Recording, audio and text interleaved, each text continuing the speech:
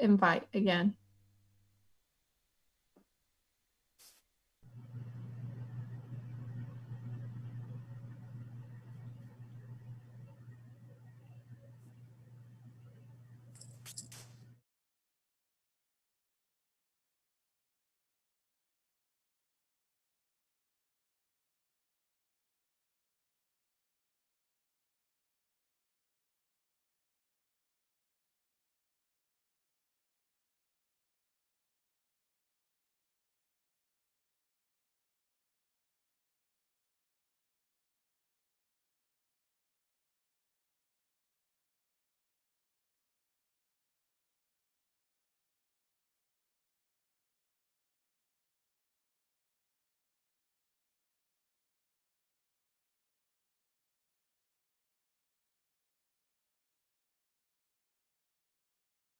Sound good?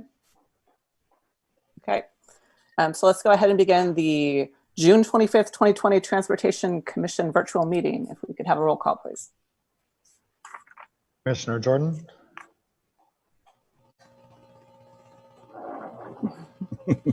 He's waving present. Here. Commissioner McCroskey. I'm here. Thank you. Commissioner Del Rosario. Here. Chair Paulson. Here. Okay, we'll go ahead and move on to the next item, which is public comment. This is for persons desiring to address the commission on items that are not on the agenda. Please note each speaker is limited to 3 minutes. We have one attendee. Let me see if anybody would like to speak on items not on the agenda. If you would like to speak, if you could please raise your hand. That's our consultant. So. Oh, that's the consultant. So we do we do not have any members of the public wishing to comment on items not on the agenda. So we will go ahead and move on to item 3-1, monthly police data on collisions and citations.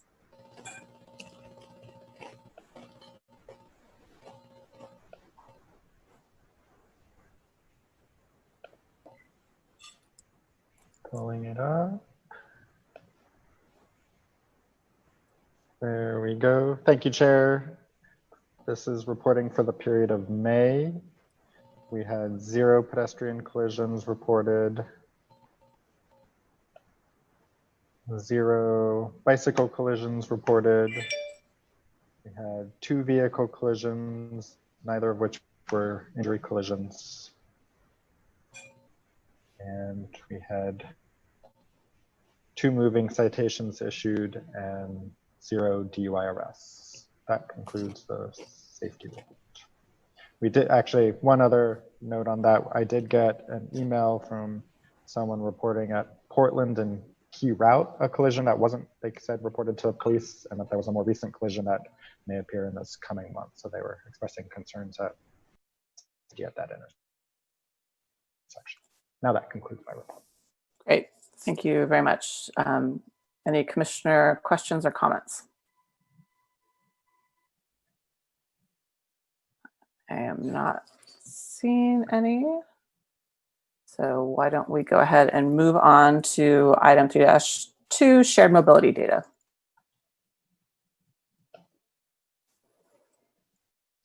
Thank you, Chair. So GIG reported a bounce back in membership, active membership for the month of May, up to 159 active members and 370 trip starts in the month of May. And they reported 506 vehicles in service. That concludes the report. Great, thank you. Are there any commissioner questions or comments?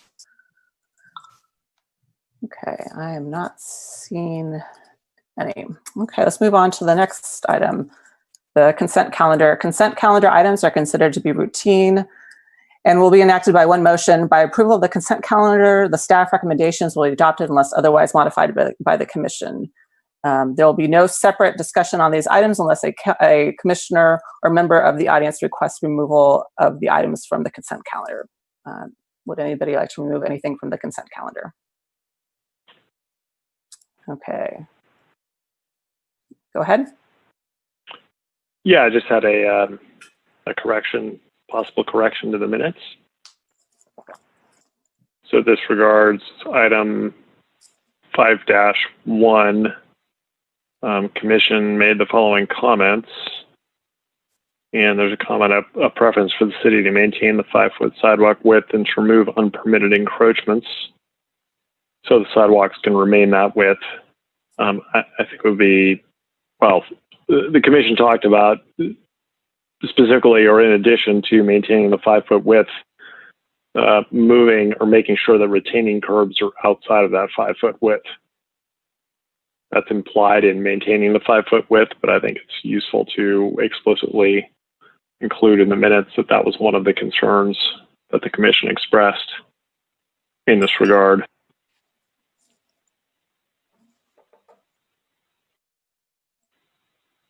Anything else? That sounds good to me. Any other comments from commissioners? Do we have a motion? Actually, let me modify that a little bit, because it's that the retaining curb should stay out of the sidewalk width, not necessarily the 5-foot width. I mean, there could be a place where the sidewalk is wider than 5 feet, and I think what we were after was the retaining curb be outside of the sidewalk width, no matter how wide the sidewalk is. Okay. Just in terms of phrasing. So with that, I will move approval of the minutes. Hold on. So staff, is that Okay, clear? Is that clear what he's looking for? Yeah. Okay. Okay. Okay. Thanks. So with that, I'll move approval of the minutes. Second? I'll second. Great. If we could have a roll call vote, please. Commissioner Jordan, Yes. Commissioner McCroskey, Yes. Commissioner Del Rosario, Yes. Chair Paulson. Yes. Okay, great. We will go ahead and move on to item 5-1, proposed striping plan and signal changes for Solano Avenue between San Pablo Avenue and Kains Avenue in conjunction with relocation of bus stop and in-lane bus boarding. Thank you, Chair Paulson. So I'll give some background on this and hand it over to our consultant on this item. So this item is following up on a couple of discussions that this commission and the council have had. The first was regarding the relocation of a bus stop on San Pablo Avenue and Solano from the near side to the far side, from the south to the north side of Solano Avenue. That approval occurred in 2018, and subsequent to that, we had an encroachment permit application for an in-lane boarding bus stop parklet on Solano Avenue. As for the buses going off of San Pablo onto Solano Avenue. And this commission discussed that. The city council made a recommendation to approve the encroachment permit for that bus stop parklet. In the last few months, the city and the bus stop parklet applicant have secured funding from and the applicant's architect has submitted more detailed plans which identified the footprint of the proposed parklet. And with that greater detail, we asked Parisi Transportation Consulting to look at a few issues that were identified in our earlier discussions. That included potential changes to the signal phasing at Solano and San Pablo to reduce any potential queuing behind the buses, to look at curb designations, particularly a loading zone on the north side of Solano Avenue, and to address any potential changes to the center line or other treatments in the roadway. And with that, I will hand it over to Patrick Gollier, who is from Parisi Transportation Consulting, to present on this.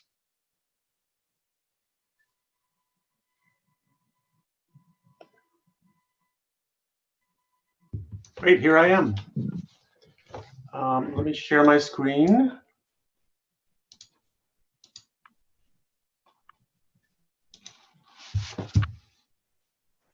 Is that working? Yes. Okay. Good evening, everyone. My name is Patrick Gollier, and I'm the transportation planner for Parisi Transportation Consulting.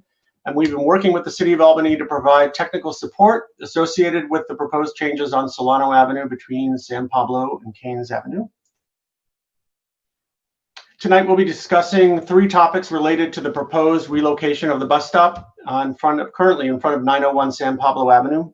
The first is conceptual design, striping designs associated with the installation of the proposed bus bulb and parklet in front of 1116 Solano Avenue. Next, recommendations for signal phasing modifications that were developed to minimize queuing behind a stopped bus at the new bus bulb. And third, an intersection analysis intended to estimate the impacts associated with the installation of a proposed off-peak loading zone on westbound Solano Avenue in advance of San Pablo Avenue. So these renderings that we received illustrate the layout and the dimensions of the proposed bus bulb and parklet. It would include seating as well as serve as the relocated bus stop for the eastbound 18 and G AC transit lines. And the bus bulb would result in buses stopping in the travel lane to pick up or drop off passengers. This is the preliminary engineering drawing that provides the details for implementing the bus bulb and parklet. The footprint of the bulb has been detailed in front of Mr. Dewey's Cashew Creamery. In addition to the removal of 4 parking spaces, the bus would result in the realignment of about 122 linear feet of centerline striping.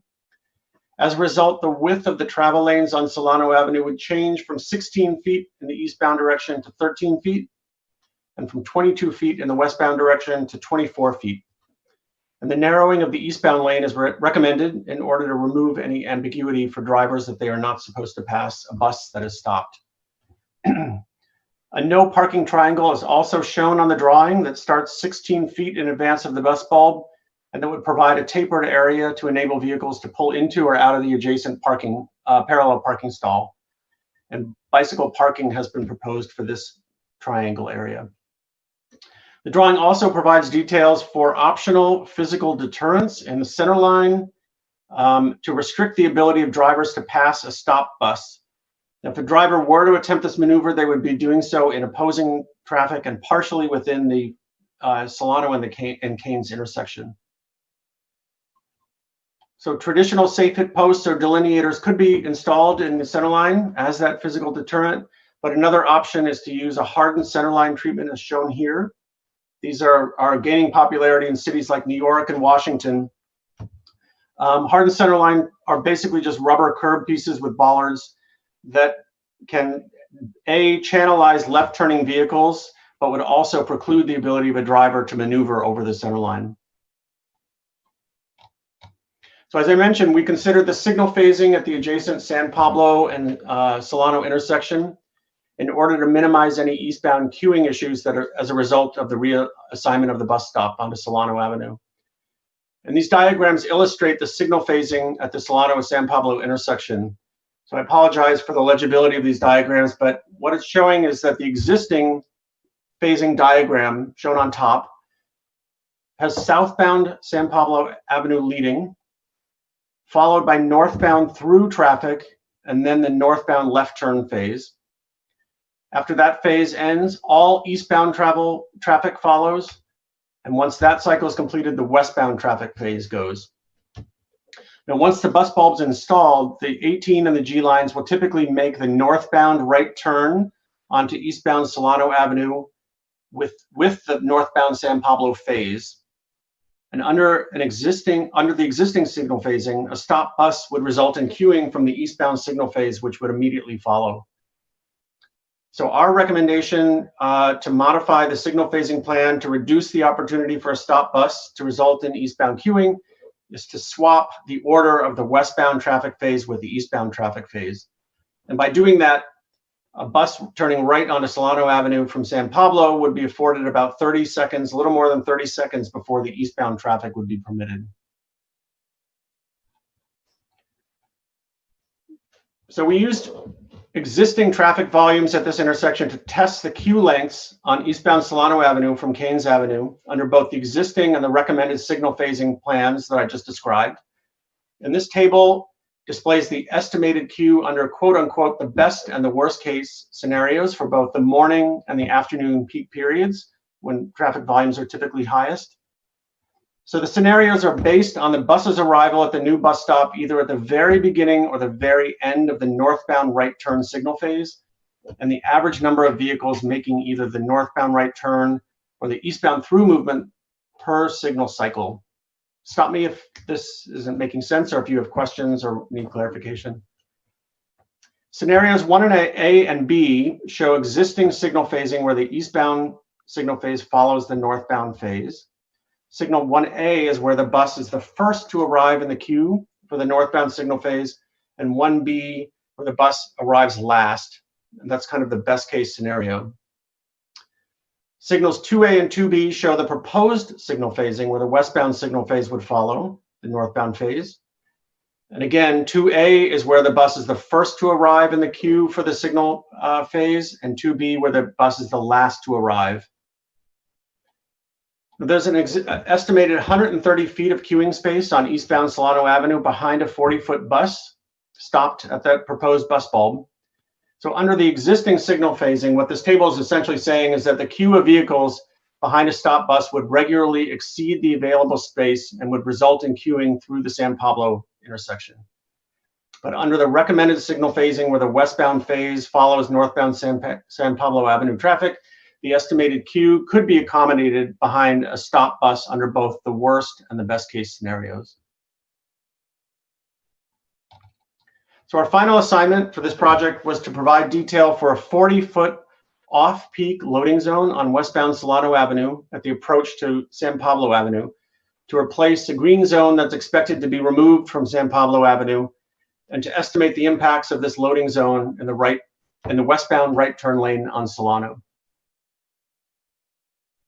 So the proposed green zone would allow for 15-minute loading and unloading activity on weekdays, except for between 6 a.m. and 10 a.m. and between 4 p.m. and 7 p.m. and would be available on weekends at all times. It wouldn't result in the removal of any on-street parking, but it would replace 40 feet of an existing 60-foot red zone that's right now used to facilitate vehicles turning right onto northbound San Pablo Avenue.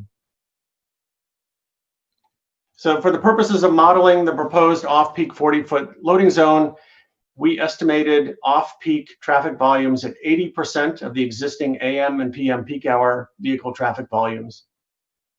A model was used to estimate vehicle queuing in the off-peak time period under the existing westbound configuration, which is one lane each for the left through and right turn movements, and under proposed conditions in the off-peak time period where the westbound right turn is consolidated with the through lane.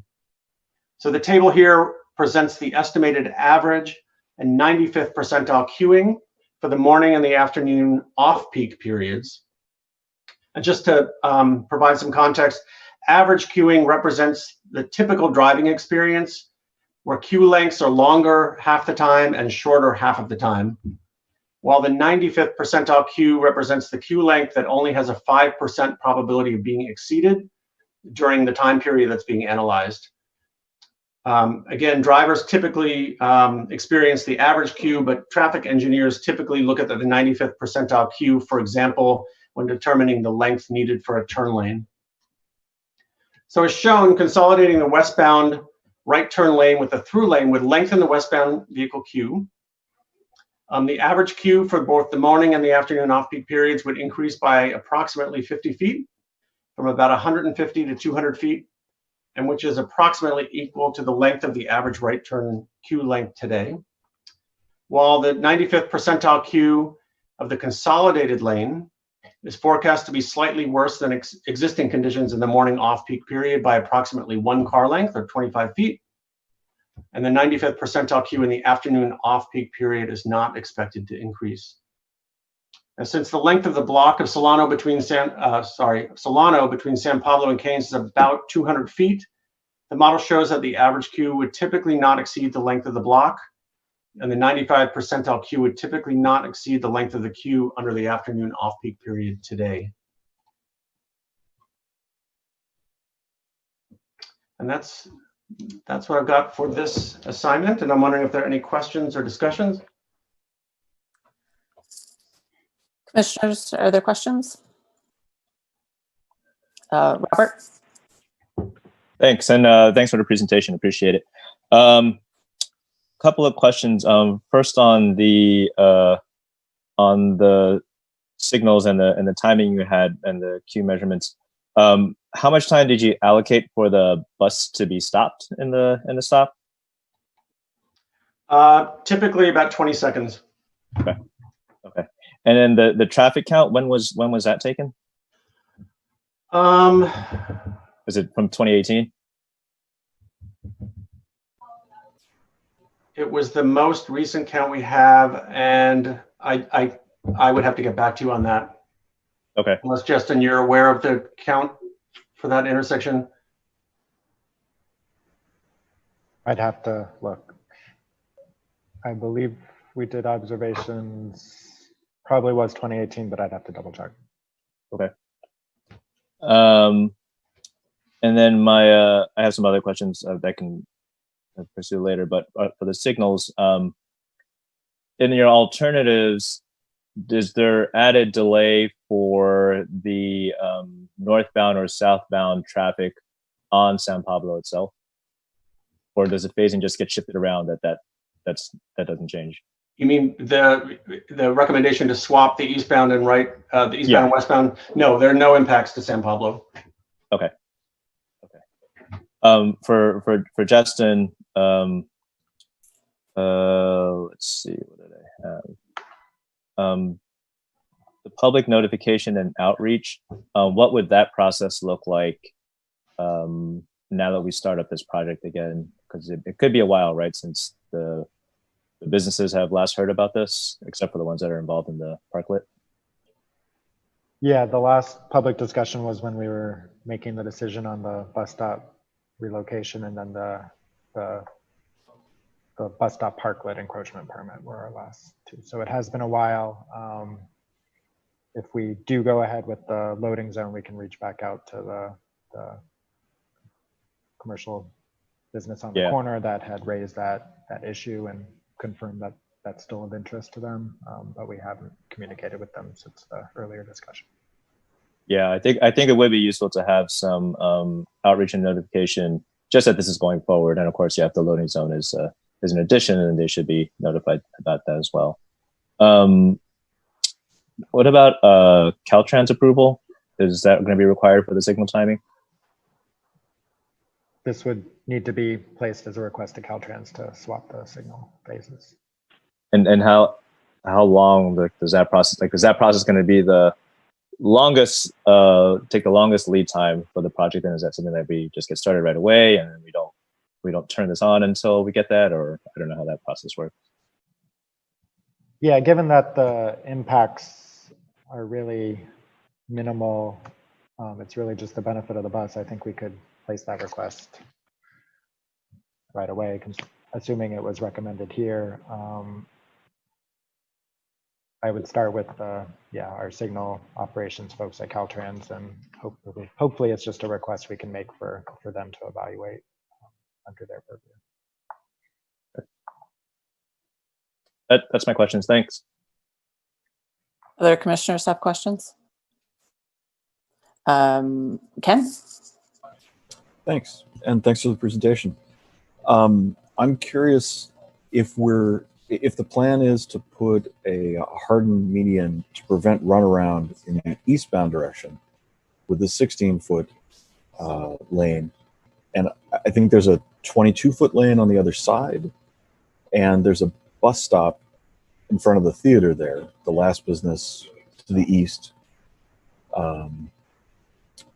You can't see it very well in here, but it was very clear in the plans that we got.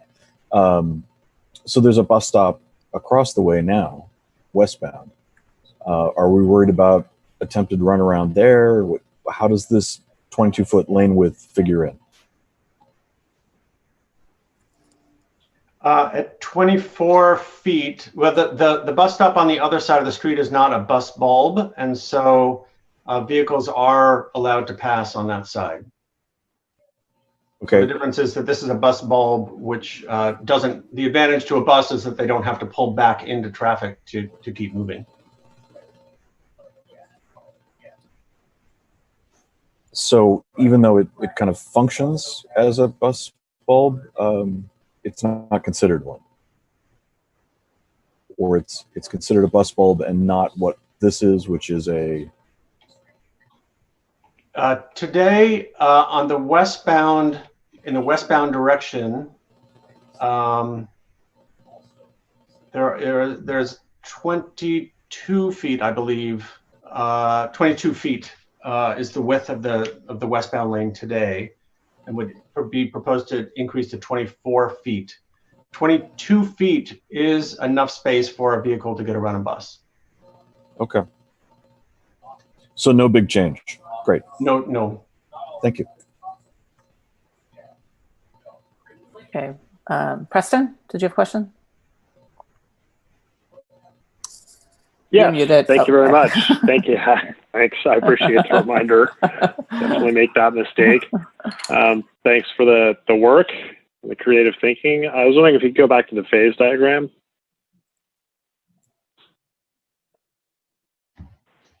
So I'm sort of surprised to see that southbound has considerably more time than northbound. Given that it seems like congestion northbound tends to be, or traffic tends to be backed up more northbound from the Solano signal than southbound in my anecdotal experience. Is the length of each phase in the San Pablo direction, is it under adaptive control or is it fixed?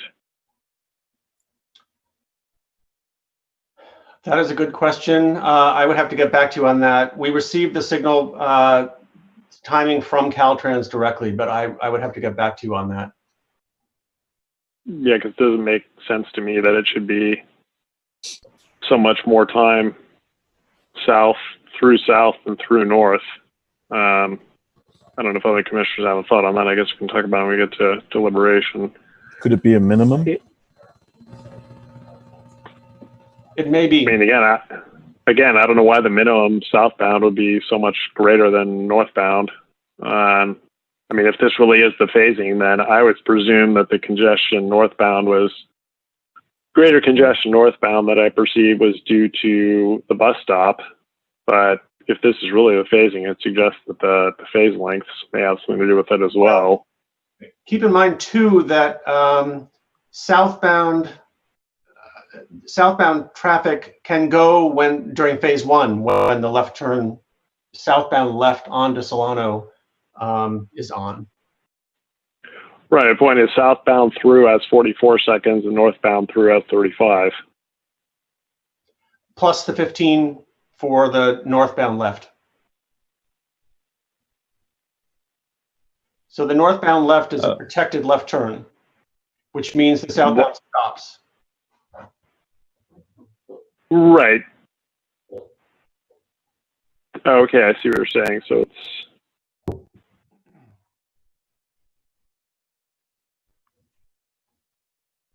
But isn't that taken into account with the 44 seconds? So you only have a through signal south for 44 seconds.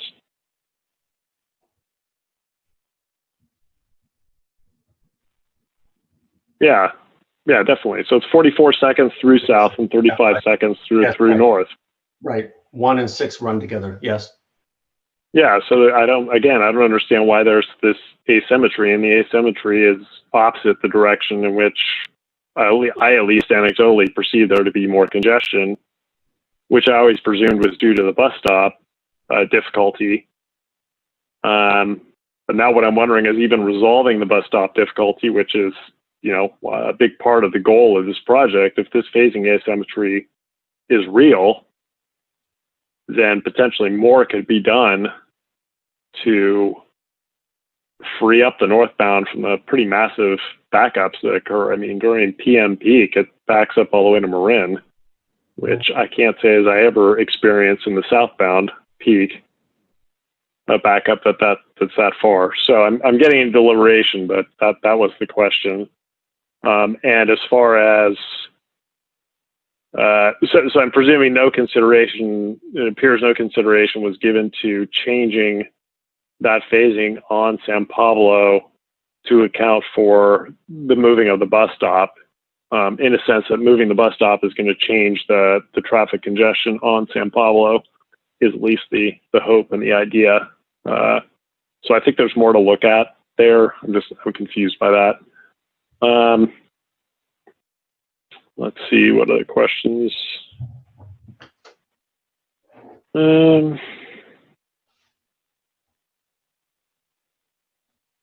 Yeah, I think I'll leave it at that. Oh, I know. Could you show the overview of the parklet slide? Because it looks like the design has changed. Oh, this one? Pretty good. Yeah. So that's a quite different design than we It is. last saw. I will double check for sure that this footprint is correct. I worked with Justin to get the new design two or so weeks ago. Yeah, so I think the footprint's the same as what was there before, but the layout of the seating is very different. So it's less seating. Before it had kind of booth type seating, you know, it had U-shaped seating. And I know this is not a question for you, but I'm just sort of, well, maybe that's a question for Justin or other staff. I mean, I could show my screen and show what we had, what this commission was presented before, but like I say, this is really quite different. So I don't know if staff has any knowledge on why it's changed so much, or any thoughts on that. We do have revised drawings that were submitted, which is what we used for the footprint. But in terms of the details on the changes that were made, I couldn't really speak to at this point. Okay. Yeah, I found the previous design. I mean, I'm sure there's good reasons for this, but I found the previous design more attractive in general, but it may have been functionally unworkable. But I guess that's a question for the architect of the parklet.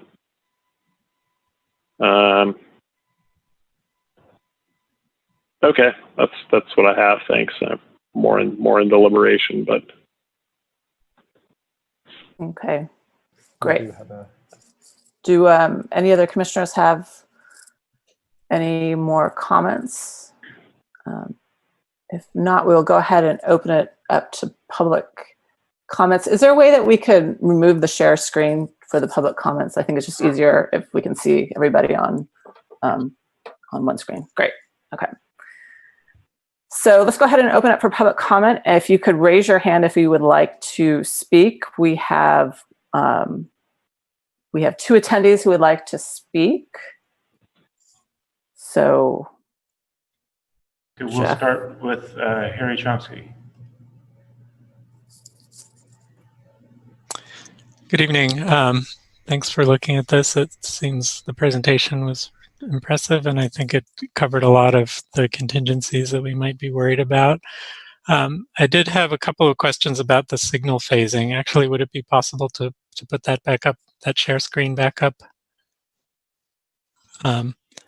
So first I wanted to address Commissioner Jordan's comment about the difference in length between the through traffic time periods. I think what you're seeing is a different amount of time allocated to the left turn, because the total length of time for north and southbound traffic is fixed. It's the width of the left, like the left half of the diagram, which is like 24 plus 35 plus a little bit. And the question is, how do you divide that between through traffic and left turn phase? And in the case of the left turn from southbound San Pablo to eastbound Solano, that's a lot of traffic because a lot of people are going to the eastern part of Solano Ave, where all the businesses are. So there's 24 seconds allocated to that left turn. In the other direction, there's only 15 seconds allocated because that's people turning to a part of Solano that's much less developed. So I think the reason for the difference in through lengths is not because of congestion north-south, it's because of amount of time needed for the left turn. The other thing I wanted to bring up is this idea of switching the phases, the order of the eastbound and westbound phases. I do think that's a benefit for this project, but it reminds me of a discussion we had some years ago during the Complete Streets project, in which the recommendation was to eliminate that split phase and have a single east-west phase with some time for dedicated for left turns, and that was viewed as being a big improvement in flow, and maybe could even make this whole east-west period, this whole right half of the diagram, shorter and allow more time for the San Pablo traffic in their phase. And that seemed like something that we approved of in principle, and we were going to talk about as we got deeper into the San Pablo Complete Streets. And I just wanted to make sure you considered that and at least discuss what the impact of that would be in connection with this idea of switching the two phases, whether we should skip ahead and try to combine the two phases now instead of switching them, whether it would be possible, whether this has any impact on our future plans to switch the phases, to combine the phases, or whether those plans have been dropped. Thanks. Great, thank you. Next, Jeremiah.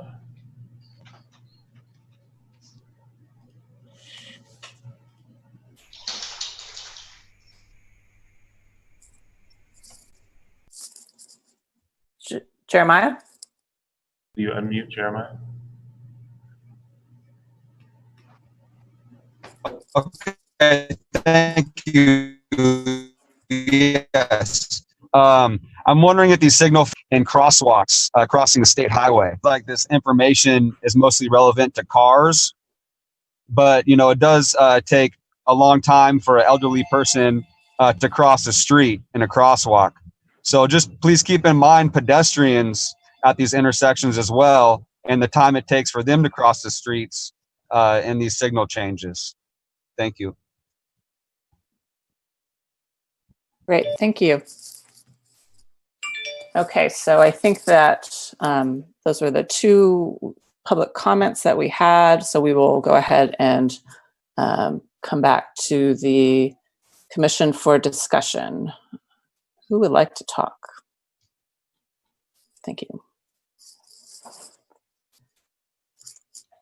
Anybody? Go ahead, Preston.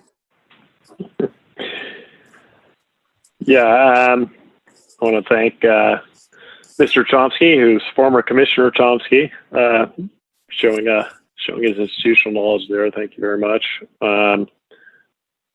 Maybe before I get to the phasing issue again, I think the report, one of the reports stated there are 4 parking spaces that would be removed. It looks like there's actually 5 based on the drawings in P1.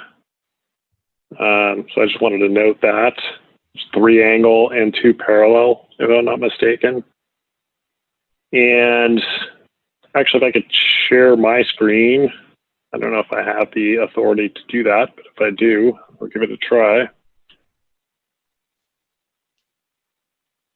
Is it showing actually? Okay.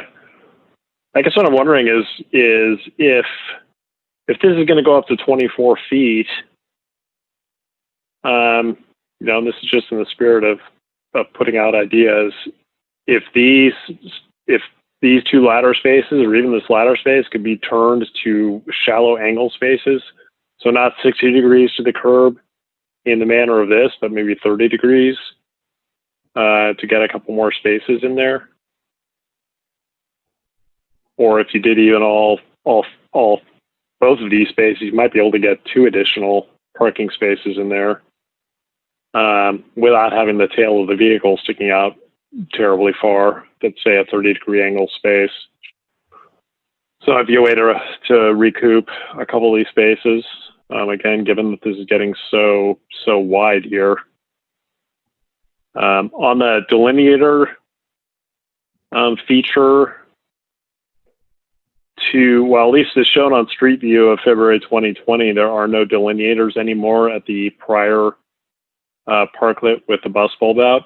They've all been wiped out.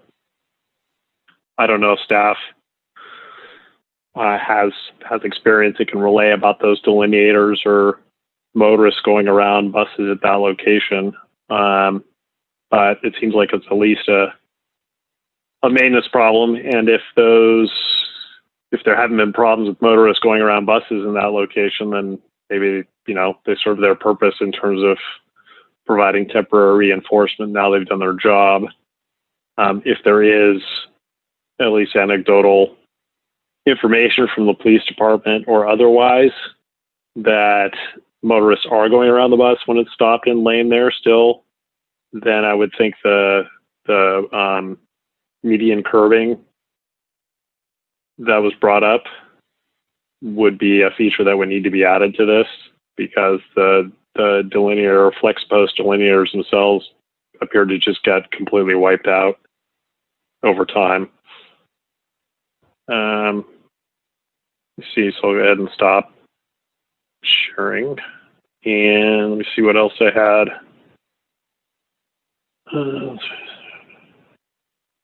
Yeah, so I guess on the phasing, and again, I thank Mr. Chomsky for bringing this up. I wonder if the phasing on Solano could be done similar to the phasing on San Pablo. So in other words, you would have maybe westbound through left, and then the left turn would go off, and you'd continue having through westbound, and through eastbound would come on, and then you would have a trailing left on the eastbound. And so you would get more through time on Solano, such that you might be able to shorten the total Solano phase time a bit. So those are my thoughts. Thanks. And then if staff wants to jump in here or collect all our comments, either way, I guess.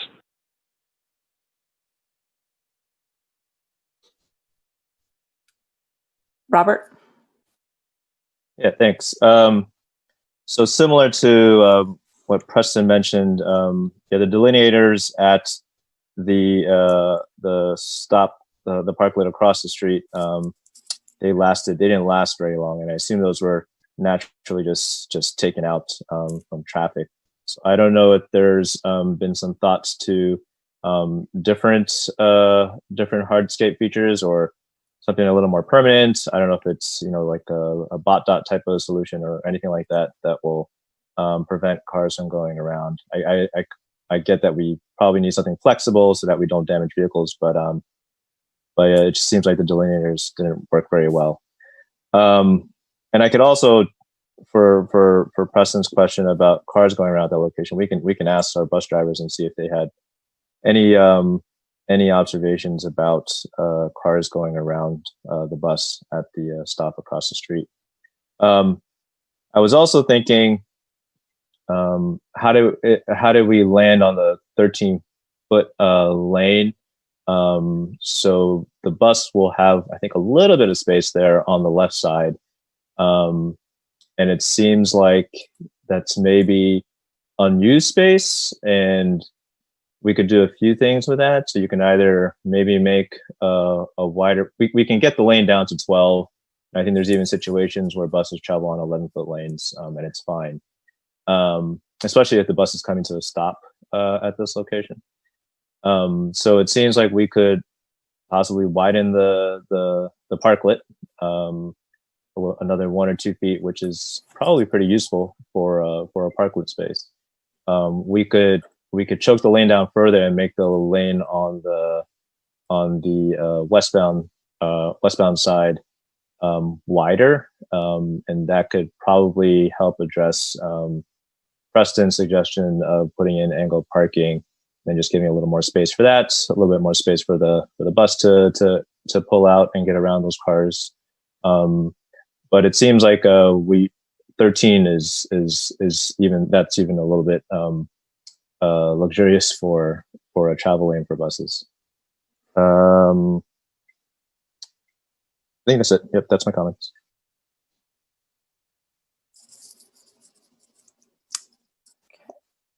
Ken, did you have?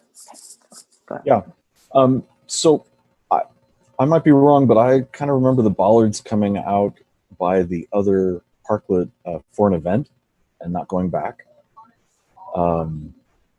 Also, their placement was difficult. There was a driveway that had to be left open, so the ideal spot for the bollards, they weren't actually installed.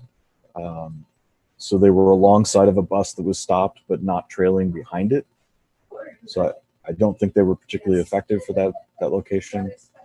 They also were individual bollards. They didn't have a raised component along the median line, as I've seen in some of the examples from the presentation or the file sent out with the agenda.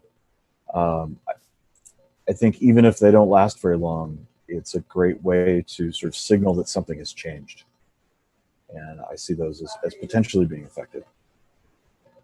I haven't had much time to think about the idea of adding parking spaces next to the westbound lane there between where there are currently parallel spaces.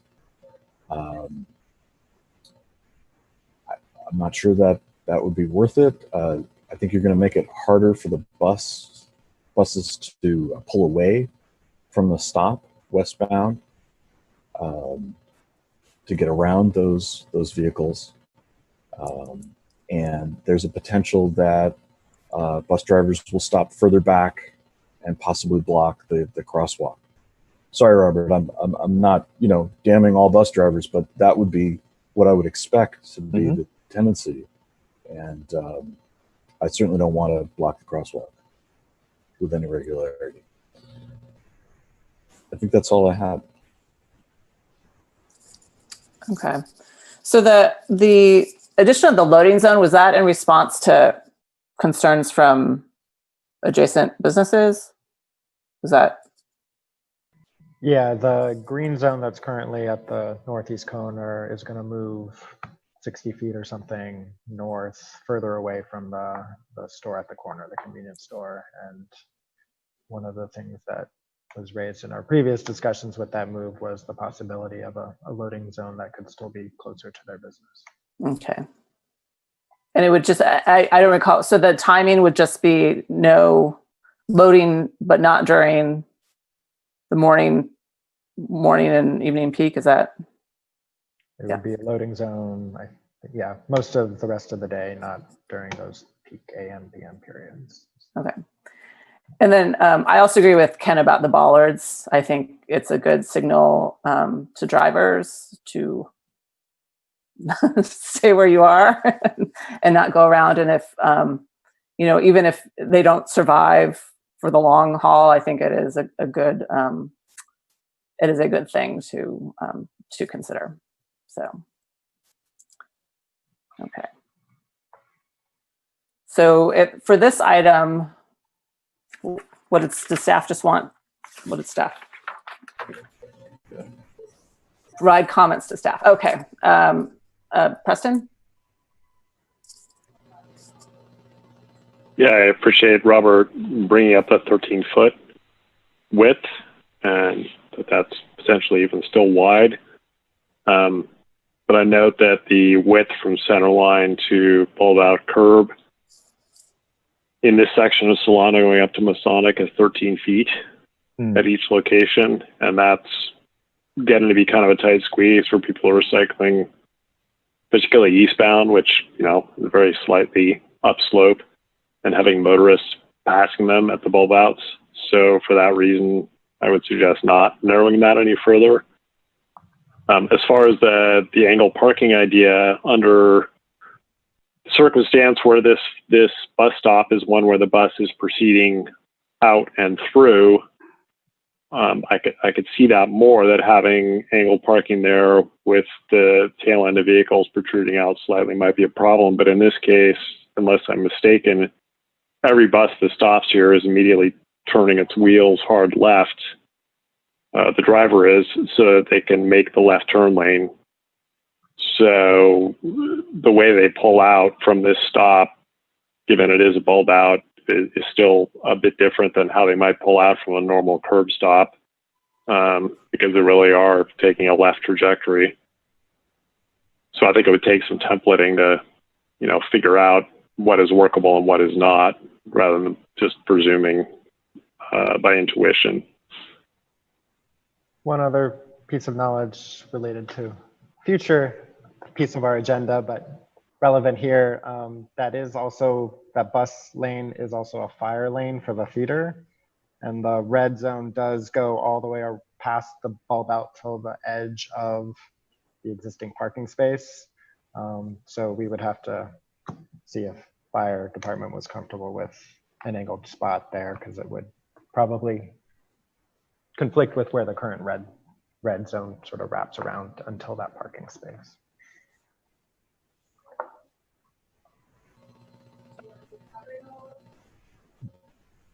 Okay. Hey, Preston, you're muted. Thanks. And so I'm looking at it on street view. So is it red zone? It's not red zone because of a hydrant, but it's red zone because a fire vehicle might actually park on that curved part of curb. I don't know exactly how it was put in, but when we were walking in terms of the in-street dining installations with the fire inspector, it was identified, I think, for access to that side of the feeder building. But in terms of the detailed need, I don't know. Okay, thanks.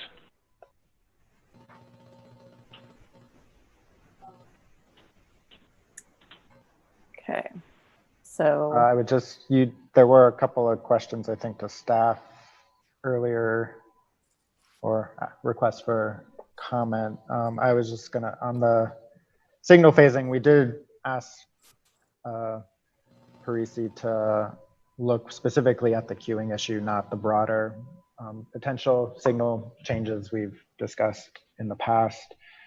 I think that's probably a bigger discussion, but there's, I think, a geometry component to that, as well as the broader coordination with Caltrans on that. So it wasn't part of the scope of what we asked them to look at here.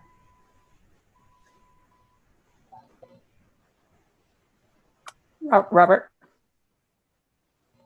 I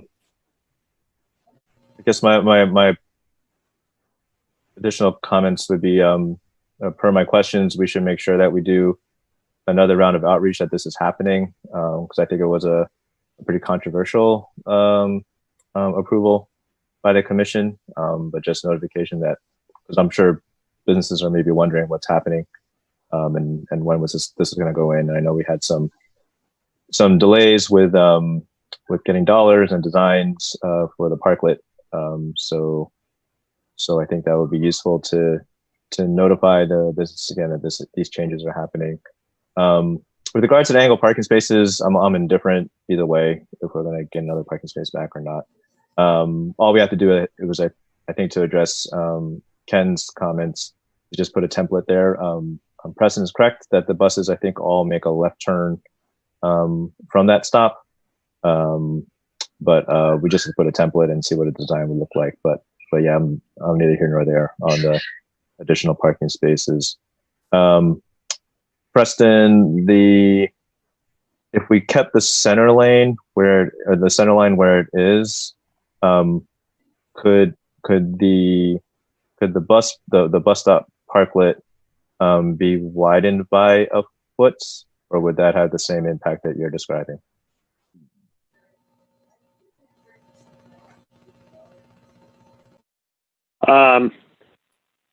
Actually, I'm looking at the drawing. It looks like the edge of the parklet as planned is actually further out from the road than the edge of the bulb out by a little bit.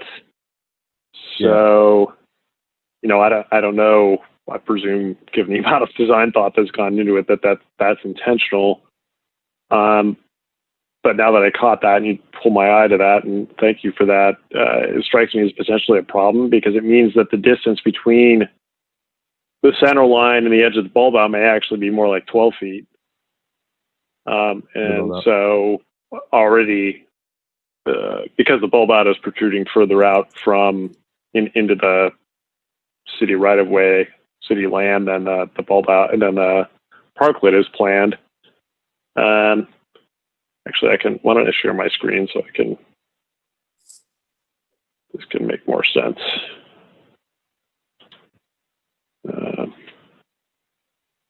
So what I'm seeing is, I'll go ahead and blow this up, or I will try. So we'll respond. I'm going to respond. I'll go ahead and talk. And so what I'm seeing is that this line here hits the bulb out back from its maximum protrusion point. And so if this is 13 feet from the center line to the parklet, then the distance from the center line, you know, there's going to be a bit of a choke point potentially here because people's travel line is this direction. And if a cyclist is coming along the edge of the parklet, then they get choked right at this point, right when a motorist is trying to pass them potentially. So my preference would be that if you draw an imaginary extension of this center line, that from the center line or from the edge of, if we're going to put in a rubber curb, which actually doesn't really need to exist here, the rubber curb, if it's going to go in, is really more important back here because obviously motorists can't be in this position to go around the bus. But if you draw an imaginary center line out, that would be 13 feet from the center line to the bulb out curb, such that it conforms with the distance throughout the rest of the street segment. And that, as I say, is already, you know, on the tight side for fitting a motorist and a cyclist through comfortably next to each other. So maybe that this actually needs to be at 23 feet. And you're right that the parklet needs to come out a little more. I'm not sure how to manage that, but that's a potential problem that I see. In terms of this rubber curving here, another advantage to doing that is if we do put in angle parking here, that would prevent people from turning across, you know, making a right turn, seeing that parking and turning across Solano, making a left, which to my understanding isn't legal, but people do it all the time to get to that angle parking. So it actually would serve multiple purposes if angle parking can work out here. Thanks. Okay. Ken? I just want to say I do support the loading zone. I think that's a great offer to local businesses who feel that there seems to be a taking.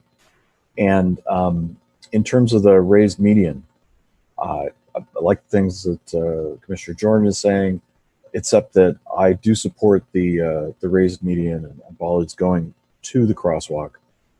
I've seen a lot of issues in this area with people just getting impatient.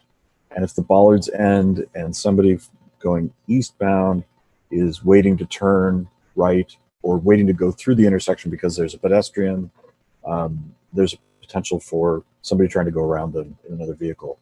And I'd rather discourage that. And I think it makes sense to extend the line to the crosswalk.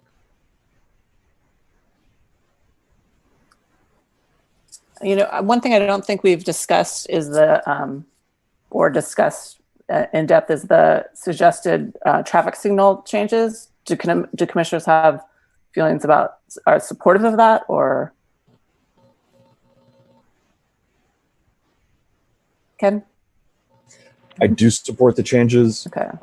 And I'm willing to put off the larger consideration to the future as long as we do get to that at some point. There was also a related issue about the placement of the northern leg eastbound walk sign to the extent that it's just not in quite the right place you'd expect it. And some people actually don't believe that it exists or haven't seen it because of where it is. But that's a larger issue, and maybe we can pick that up with the other addressing. Okay. And then Preston? Yeah, I support the swapping the phases on Solano. I think it's a great solution. Okay. So it looked like, so the commissioner, if I can, I'm going to try to summarize here, but jump in, folks, if I'm not summarizing correctly. So commission supports the suggested changes to the traffic signal phasing, supports a median, some sort of median and bollards,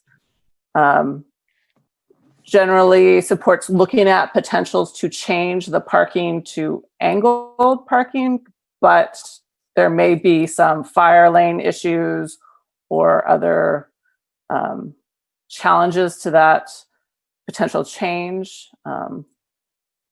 but we were not going to change the size of the parklet or the size of the lane, the traffic lanes. Is that where we landed, or go ahead, Preston? Well, so based on Robert directing attention to that, the lane width, I'm still concerned that the lane's actually getting narrower next to the bulb out as I lined out. So, my preference is that the distance between the bulb out curb and an imaginary center line extended through the crosswalk is 13 feet. And that may mean that the lane is 14 feet at the parklet, which if that's too wide because then a motorist is going to try to jam around the bus, then maybe the parklet has to come out another foot. I don't know what the solution is, but I really don't want to choke it down any more than that going by the bulb out. Yeah, I think 14 feet by the bus is probably right in that gray area where a car is going to look at that and think, okay, is that possible to get around? So I'm fine with Preston's recommendation if the parklet is widened by a foot. Ken? Is it possible that line is actually the skirt and not the bulb out? Hard to tell. The gutter path? Could be the cement line instead of the curb line. I agree there shouldn't be an obstruction that pops out at the end of the parklet. If I can yeah, go ahead. Just a point of information, we're working with the designer of the parklet, and one of the issues that's a little bit of a challenge, and maybe we need to bring this back to you, is kind of the slopes of the parklet itself and where the curb line is and how it interfaces with the bus. So it's a three-dimensional planning problem. It's not just the 2 dimensions of the width of the parklet. And there's been an exchange of documents just this week that I at least haven't seen. So this may need to come back to you and before you make any kind of final conclusions about your recommendation. Okay. Freed, welcome. Thank you. I agree. I think it'd be desirable for the parklet to stick out as far as the bulb out at the crosswalk, just to avoid creating that pinch point at the last second. The other thing with respect to the center line, I think we could do just the modular medians out there without flex posts on top of them, just an option. Angle parking on the north side, once we take into account the fire lane and getting into the right turn lane, I'm not sure we would pick up a lot of space. Certainly boring. But if we're making geometric changes, my inclination would be to wait on do the implementation of the geometric changes before making a final decision on signal phasing changes. Because we might find that we impact the traffic flow in a way where the split phase becomes more necessary than it is now. And it just might be useful to get that little bit more information before we go through the last step of jumping through hoops with Caltrans. That's it. Okay. Great. So any other commissioners have comments on this item? Okay, so staff, we talked a lot. Do you have any questions? Do you think you caught everything? Oh, Ken, go ahead. Just procedurally, I don't remember the original design that we saw of the parklet being benches without tables. I guess I don't remember it very well, potentially. But are we going to have a chance to see the design again? Is that in our purview, or? If there's been substantial, I don't know. I'm sorry. There's been a lot of give and take, and I haven't been part of every one of those. If there are going to be substantial changes from what you've already seen, we'll bring it back to you. Great. Preston? Yeah, I will go ahead and show the last design that this body saw to my information or to my memory. So this is curbside or sidewalk side over here. This is Solano traffic lane here. So you can see how these sort of booth-like configuration. There were no fixed tables, to my knowledge. Not that tables couldn't have been put in, temporary tables, seating couldn't have been put in there, but that's what it looked like. Okay. So I look at this now and I'm kind of see what the problem is potentially. I mean, I don't see how this accommodates both a front and a rear door on the bus, this design. Offhand, maybe I'm missing something, but unless this was the front, actually, this might have been the front door and this might have been the back door now that I think about it. So overall, the layout of this seemed more appealing, both socially and aesthetically, than the design that we saw. But I presume there's good reasons for the design we saw, but it might be good to get an update on that. And in terms of the curb, I think you can see here how this bulb out's coming out further than the parklet as intended. So this double line here is the curb line, and so that's clearly coming out further than the edge of the parklet. So it would be a choke point downstream.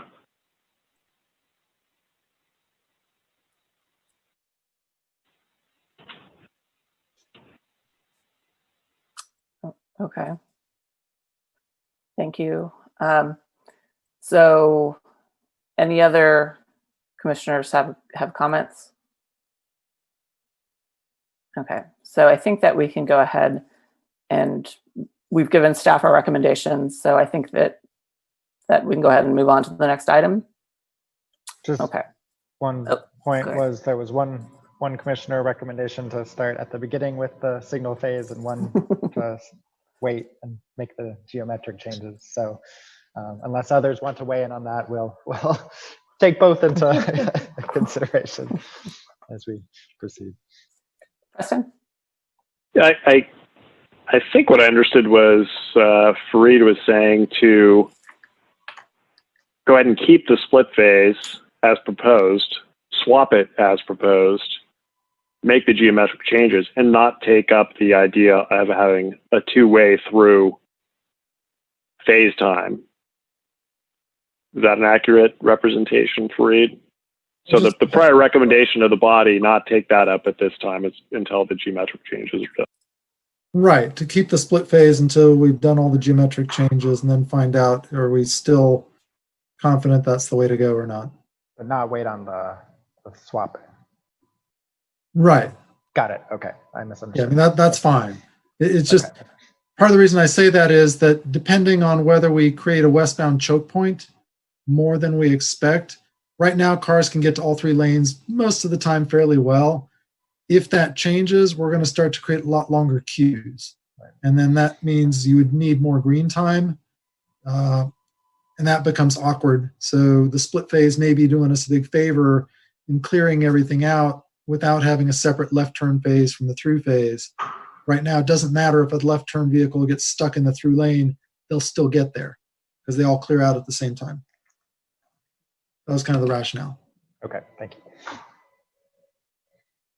Okay, so I think we're ready to move on to the next item. It's 5-2, post-project analysis of Buchanan and Marin Phase 3 project and concepts for Phase 4 improvements at Marin and San Pablo intersections. Before we move into the staff presentation for the commissioners, I know we were presented several options for potential bike improvements at the intersection. I was thinking when we get to the discussion at the end, and if there are options that we don't need to, or we feel we don't need to consider, it might be good to identify those early on in the discussion so that we can focus on the options that we do find appealing. So I just wanted to just plant that seed now. So as we're moving through the presentation, when we get to the discussion, we can move ahead with that. Okay, so go ahead, Justin. Okay, I'm back. All right, let's move one block south to consider the Buchanan Marin Bikeway project. Oh, Justin, I'm sorry. Yeah, let me just. I apologize. No problem. gave a more extensive background description in the memo, but I would just state that this is in response to our prior discussion in April 2019.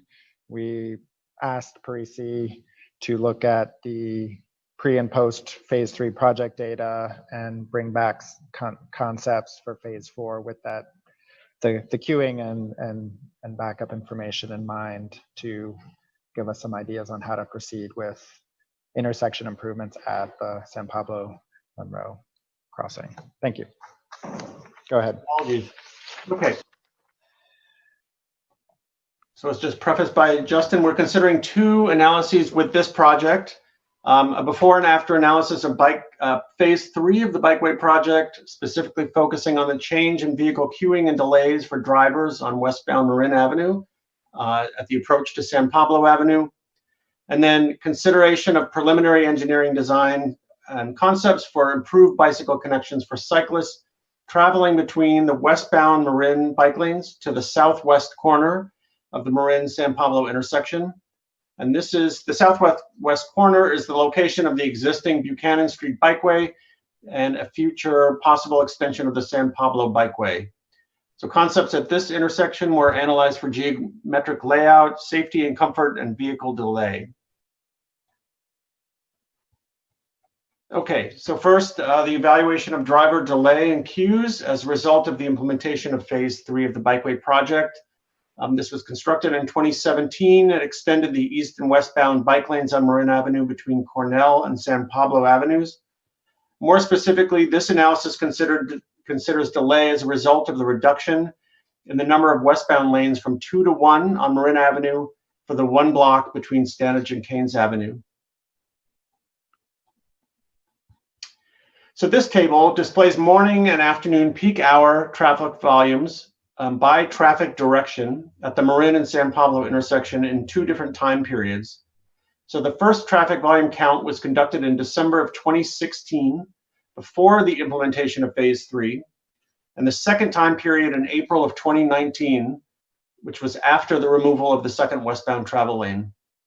So it's important for me to note that both counts were conducted by the same traffic count company on weekdays when schools were in session. So there was consistency in the approach to the counts. With that said, they are, of course, one-day snapshots of traffic volumes that don't account for other factors such as seasonal variations or regional traffic impacts. But what it shows is that there's fairly large decreases in traffic volumes for most movements at the intersection between the 2 time periods, despite some increases in some movements on San Pablo Avenue. But focusing on the westbound traffic volumes, which are highlighted in yellow, all movements were recorded with lower post-project volumes, with reductions ranging from 14 to 51%. So in a normal pre or post-pandemic world, we would conduct field observations to validate that our traffic model is properly calibrated. But of course, with traffic volumes today so low due to sheltering in place, these volumes have not been validated in the field. So using the traffic volumes that we have, along with the intersection geometry and signal timing at the intersection, we built a traffic model to estimate vehicle delay and queuing for the morning and afternoon peak hours. And we considered 3 different scenarios. The first was conditions from December 2016, the pre-project vehicle volumes and the pre-project lane configuration. Scenario 2 is a mixture, the pre-project traffic volumes with the post-project lane configuration. So this would represent a worst case scenario since the pre-project volumes were larger. And then the third scenario is basically the conditions as of April 2019, the post-project traffic volumes with the post-project lane configurations. So this table shows the estimated average and 95th percentile queues on westbound Marin Avenue for the morning and afternoon peak periods for those 3 scenarios. So when comparing the queues between scenarios 1 and 2, using the pre-project traffic volumes, the model estimates that the post-project configuration of Marin Avenue would experience queue lengths approximately 3 times the pre-project condition in the morning peak period and about 70% longer during the afternoon peak hour. So to give some perspective to those numbers, A 95% queue of 1,250 feet, as shown in the morning peak period for scenario 2, would extend to about Evelyn Avenue, and a 1,700-foot queue, as shown in the afternoon peak period, would extend to about Key Route Boulevard. However, when modeling the post-project volumes with the post-project lane configurations, the estimated queues are actually shorter than the pre-project conditions and typically extend no further than Stanage Avenue, about 2 blocks from San Pablo. So this suggests that perhaps some vehicle traffic may have diverted from westbound Marin onto other corridors, or maybe shifted to another time of day. Regardless, this analysis can be reevaluated once traffic volumes resume to normal. Just to summarize, traffic volumes were collected about 25% lower after the Phase 3 project was built. Traffic volumes, if they remain the same as in 2016, queues would get longer by between 500 and 1,000 feet in the peak periods. And the estimated westbound queues are shorter today, potentially because of diversion to other routes or changes in travel behavior. Next, we developed several different concepts that are intended to improve the safety and comfort for cyclists traveling westbound on Marin Avenue from the northeast corner to the southeast corner, and for pedestrians using the south crosswalk across San Pablo. The concepts that I will now describe are all technically feasible, but that all have trade-offs that should also be considered. Additionally, these concepts may also be combined with changes in signal timing at the Marin-San Pablo intersection in order to enhance safety for both cyclists and pedestrians. And those concepts will be described a little bit later. So the first concept would result in a 2-stage left turn box, bike box, where cyclists would position themselves after crossing San Pablo Avenue with the westbound vehicle phase. A cyclist would wait in this box until the southbound signal phase turns green, and the cyclist would travel to the southwest corner with southbound vehicle traffic. A 2-stage bike box helps by providing clear guidance to cyclists about where they should wait while making a left turn movement, and helps give drivers cues about where they should expect to see cyclists. So it adds some predictability to the intersection. These measures are easy and inexpensive to implement and may attract a broader group of cyclists that might otherwise be intimidated by this intersection. However, a 2-stage bike box would typically be installed on the outside of the crosswalk, in this case to the south of the crosswalk, but that can't be done here as a stop cyclist would be blocking westbound traffic. Therefore, cyclists would be required to pass through the north crosswalk to access the bike box, which may increase potential conflicts with pedestrians. In addition, a stop cyclist would restrict southbound vehicles making a right turn onto Marin Avenue. That issue could be addressed by implementing right turn on red restrictions here. And given that most vehicles on southbound San Pablo access westbound Buchanan by doing so by turning right onto Buchanan a block north, right turn restrictions here would not be expected to increase delay at this intersection. So this measure is recommended. The next 2 concepts, or the next 2 slides, are different variations of bulb out treatments at the southwest corner that are intended to reduce the corner curb radius for eastbound vehicles turning right onto southbound San Pablo. This would help to reduce vehicle speeds of right turning vehicles, shorten the crossing distance across San Pablo, and reduce the exposure of pedestrians and cyclists in the south crosswalk. This slide shows the concept for 3 separate raised islands in the southwest corner. And the following slide shows a corner bulb out that would include the added benefit of larger curb ramps that could help to comfortably accommodate the expected increased numbers of pedestrians and cyclists at this location. The potential trade-off of these treatments might be that the AC Transit bus stop at the corner might need to be shifted down slightly in order to provide an adequate taper for the buses that access this stop. So the bulb out and the raised island concepts can be constructed with or without the 2-stage bike box concept. And while signal modifications aren't required to implement these measures, they can be combined with a leading pedestrian cycle and right turn on red restrictions for eastbound vehicles. This measure is recommended as well. Now we're getting into other measures that are not recommended. So I will try to be brief about this. We considered a bike box across the westbound lanes of traffic on Marin Avenue, and this would provide bicycle queuing area for people riding westbound and wanting to turn left onto southbound San Pablo. These can be great treatments, but the risk here is that bicyclists try to cross the vehicle lanes as the phase turns green, which would present a significant safety risk that would outweigh any potential benefits of this location. So we do not recommend this measure. We also considered a bicycle-only signal phase, again, not recommended, which would allow cyclists to travel directly from the northeast to the southwest corners via the green dash striping during a bike-only signal phase. It would require a significant amount of hardware, traffic signal timing and phasing changes, pavement markings. Most significantly, it would require a 15-second bike-only signal phase.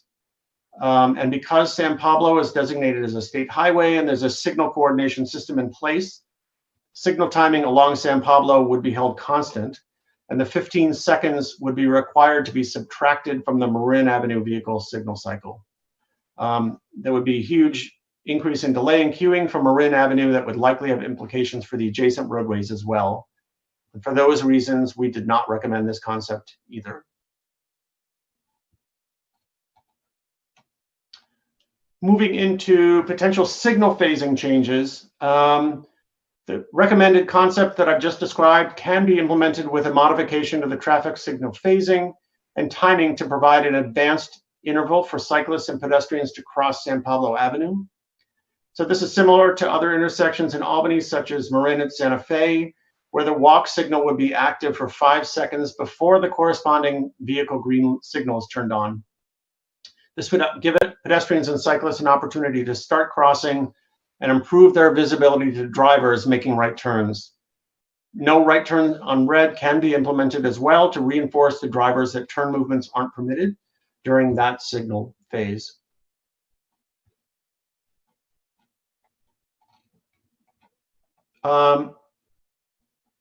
In order to implement the pedestrian signal phase, 5 seconds of green time would be subtracted from the eastbound and westbound through traffic on Marin Avenue. Again, we modeled the intersection and compared vehicle delay and level of service between existing conditions and the 5-second ped and cycle phase. A lot of numbers here, but summary is that the delay for westbound vehicles would increase from 49 and 54 seconds in the morning and afternoon peak periods to 61 and 65 seconds with this signal concept. A delay for eastbound vehicles would increase slightly from 47 and 49 seconds in the morning and afternoon peak periods to 47 and 51 seconds with this signal concept. Level of service would also degrade for the westbound approach from D to E from the existing condition. Similarly, we considered estimated vehicle queuing for the eastbound and westbound approaches under this signal concept. As expected, the reallocation of signal time from Marin Avenue vehicle phase worsens delay in queuing, though really only slightly. For example, the average queue length for the westbound lanes would increase from 200 feet and 275 feet in the AM and PM peak periods under existing conditions to 325 and 400 feet under the proposed signal concept.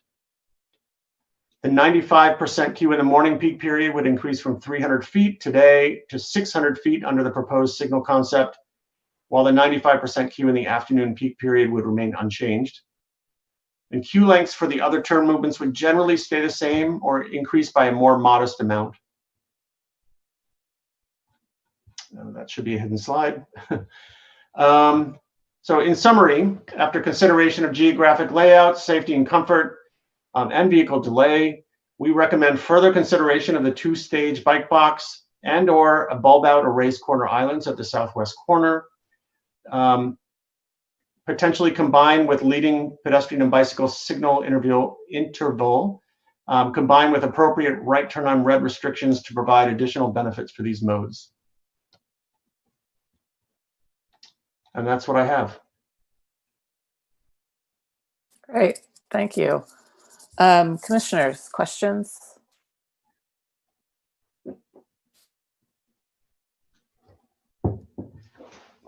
Robert?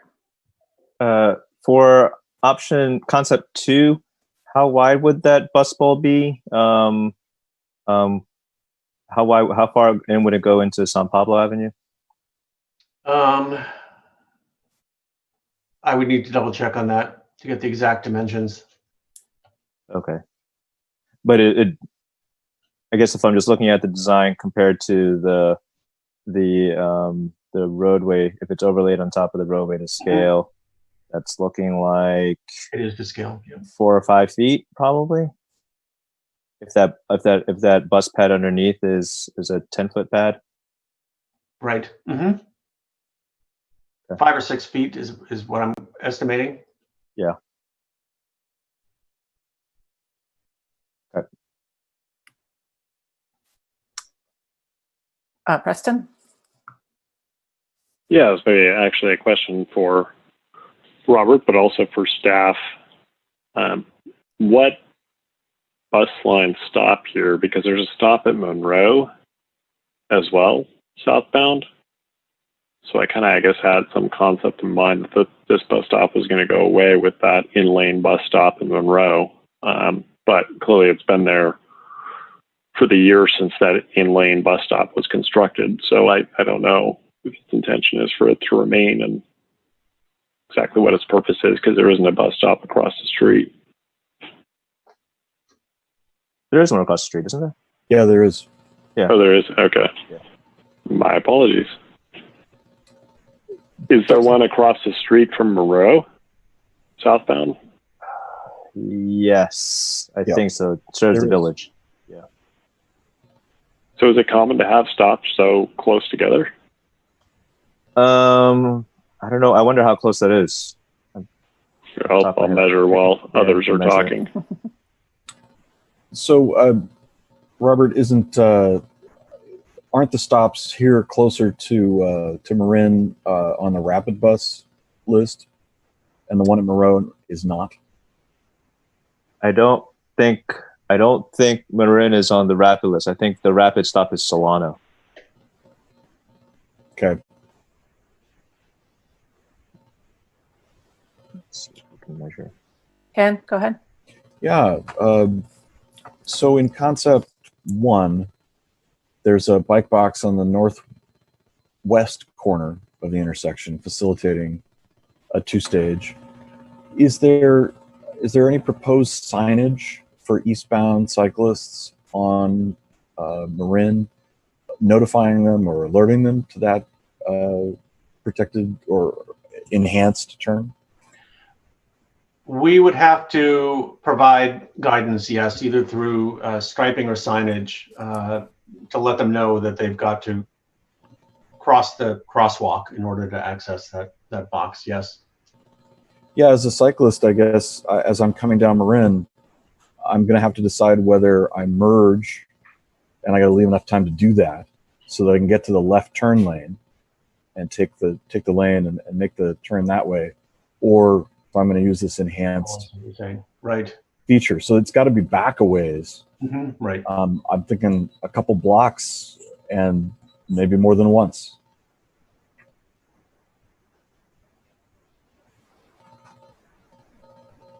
Even an experienced cyclist who uses the intersection and goes through there might not see or understand what that facility is for. Yeah, that's a good point.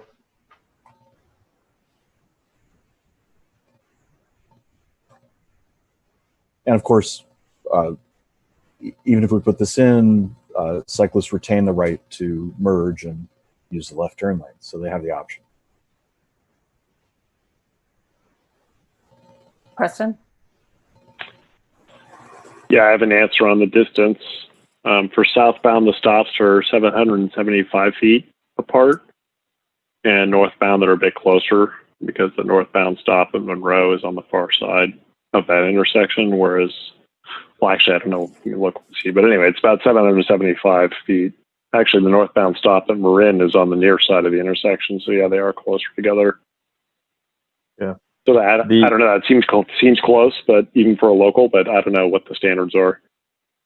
Yeah, the standard is 800 to 1300 feet for a local bus. So this one's right on that, the borderline of the lower end of the standard. I think the issue would be if you took it away, then you're going to be probably 1500 feet or something like that, up to the Buchanan stops.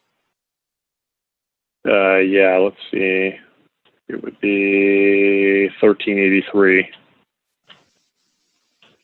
I mean, I think this, if we were to look at stop spacing for these, maybe the locations, I could look at the ridership and just see what that looks like.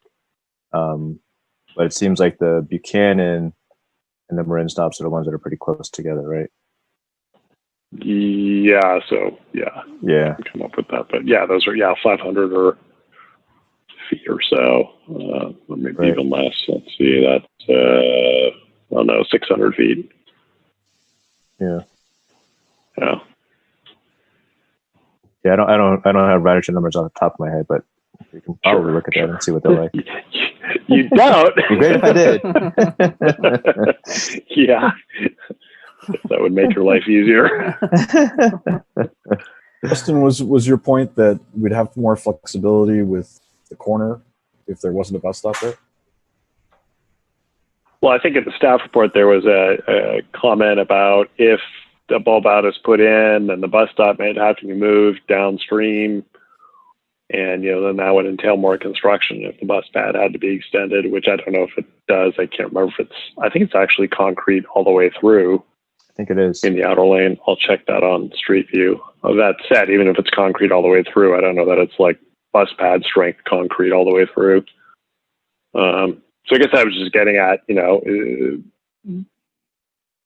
testing whether, we could put in a bulb out without having to reconstruct the bus stop. How much is that bus stop really needed? Yeah. I see concrete all the way through on Street View. But who knows? I think my bigger worry would be if the bus stop has decent ridership. It probably does. Most of the stops in San Pablo do, but I could definitely check that. If we put in the bulb, then because right now I think we're using the intersection for the bus to get flush with the curb. So if you put in a bulb there, then you have to wait till after that bulb for the bus to position itself flush with the curb, which puts you further down. And what would make me nervous here is moving the bus stop further away from the crosswalk, because there's always challenges with jaywalkers trying to catch a bus, or people getting off the bus, and it's sort of an intersection there at the Gill Track entrance, and going there to cross. So as much as you can get as close to crosswalks as possible with bus stops, that's definitely the safer thing to do. Maybe we can take our public comment if we're getting into the discussion side of Side of this. I have, before we take public comment, just clarification. So any change that we propose, Caltrans will have to approve. Is this correct? Yeah. Yes. And are they generally supportive of these sorts of improvements? My understanding is there's an increasing amount of bus infrastructure that they're comfortable with, but I don't know the details of what their requirements are for two-stage turns at this point. We'd have to check with them. I don't know if you know more, Patrick, on where Caltrans standards are at this point. To be honest, it's fairly unpredictable. And then and if they are comfortable with the two-stage turn, are they comfortable with it behind the crosswalk? So that'll be the other piece. So before we go to public comment, just any more commissioner questions? Robert, go ahead. I think Ken may have been asking this question already, but I was busy looking at distances. So for concept one, the maneuver for the cyclists would be to follow the hashed bike path next to the crosswalk, and then sort of do a hook into the bike box to position themselves to come across Marin? They could do that, or they could travel diagonally through the crosswalk. Okay. So a little more thinking needs to be done about the wayfinding. Yeah, but it'd be a hook either way. Just how tight or wide of a hook that would be, right? Right. Mm-hmm. Yes. Okay. And we may want to think about moving the stop bars on southbound San Pablo back a little bit as well, to help with that hook. Okay. Thanks. Okay, any other commissioner questions? I'm not seeing any, so let's go ahead and open up for public comment. It looks like we have one attendee who would like to speak. Okay, Harry, please go ahead. Hi, everybody. There's a lot that I'd like to say about this. I'll try to get through it all quickly. First of all, regarding the queuing behavior of westbound cars, it sounded to me like the presentation suggested that according to the model, queuing should be less now than it was before the project was built. And I think we all know from experience, as of January of this year, when traffic was still normal, queuing was much, much worse than it is before the project was built. So I think the model isn't working, and I think I know why, and I'm curious why no one has talked about this. There's a human behavior issue here that I think is the crux of the problem, which is if you look at cars that are stopped at the red light in front of the Shell station, they are spaced very, very widely apart from each other. People stop way before they need to. So the number of cars that are occupying the 2-lane portion just behind the traffic light is a lot smaller than the model would suggest. If all of those people would drive as far as they can before they stop at the red light and fill in those spaces, you get a lot more cars close to the light. And then when it turns green, you'd get a lot more volume of cars going through in those first 15 to 30 seconds. What happens instead is people spread out, the light turns green, people start moving at a normal speed, but it's basically, we have the double lane flow of traffic only for a short time because there's only a small number of cars in that double lane section. And then after that, we basically have 1 lane of traffic going through the light, and that's not going to work. So I wish that people would talk about what techniques are available to us to get people to just drive better. We don't need to change the infrastructure. We need to change people's behavior. And when you're sitting there at the light, you don't have any sign that there's a queuing problem. The queuing problem, you've already forgotten about the queue because you're at the front. It's the people sitting at the back over near the community center that know that there's a queuing problem, but they can't do anything about it. It's the people at the front that need to change their behavior. So I'm curious if there's any solution available to that problem. Regarding the bike movements, my first thought is that the initial plan for phase 4 was much more ambitious. It was to cut a little bit out of the UC Village area, move the bike path farther south, move the right turn lane farther south, and create a dedicated bike lane on the road between the right turn lane and the through traffic. So this is for people who are riding in the road, not on the bike path, and they're approaching that intersection. They want to go straight. They're riding east on the road and they want to go straight. This presentation didn't really mention the situation for bikes on the road going east. I think there's a possible solution.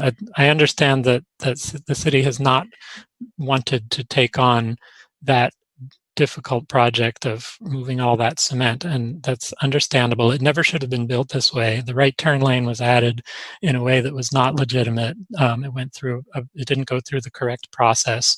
It was added at the last minute. The commission didn't have a chance to approve it. The commission was promised that, oh, well, we'll fix that later. We'll put that right lane farther south and we'll create the bike lane that you want. And of course, that's not going to happen. So I think there's a solution that would make it better for eastbound bicyclists on the street anyway, which would be to create a kind of a dotted bike lane in the leftmost portion of the right turn lane.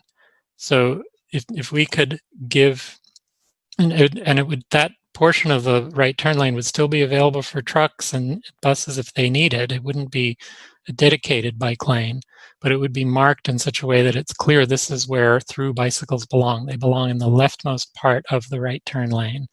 I've seen that treatment in front of the Kaiser building at 3701 Broadway. It's probably the same treatment we have on Masonic right now before that reconfiguration gets done. So I would like to see at least that level of treatment, which can just be done with a little bit of paint. It doesn't require moving any concrete. For the westbound bicyclists, the presentation gave some good options. I noticed that the consultant said a full-on bike box on westbound Marin is a treatment that is desirable in some situations, but here it would create a special danger because people might try to move right when the light turns green. I understand that danger, but I'm wondering what makes this treatment work in many situations and what makes it not work here. Is it just that it's a fundamentally dangerous treatment that should never be done anywhere? Or is there something going on here that makes that treatment inappropriate, particularly here? And finally, for the preferred treatment with the bike box in front of City Hall, I think that could work. I personally would use it. I see those things and I'm like, oh, I want to use that. And I make a special effort to go out of my way to use it. I don't know if many other bike riders are as attracted to these bits of green paint and arrows as I am. I think a lot of people might not understand it, but I do think the turning radius is a problem, because if you follow the green paint as it's shown in the diagram, where you're south of the crosswalk for most of the way, and then at the last minute you move across the crosswalk, there aren't many pedestrians in that crosswalk. I don't think it's hard to move across it safely. But if you move across it at the last minute like that, you basically have to turn 180 degrees after you've made the movement. And even with a big bike box, that's going to be hard to do. I think if there was a way you could somehow cross to the north of the crosswalk earlier in the movement, farther east, then when you get to the bike box, you're turning maybe 100, 120 degrees, not 180. It's still more than a 90-degree turn, which is not ideal, but that's just what we're facing with the geometry of this.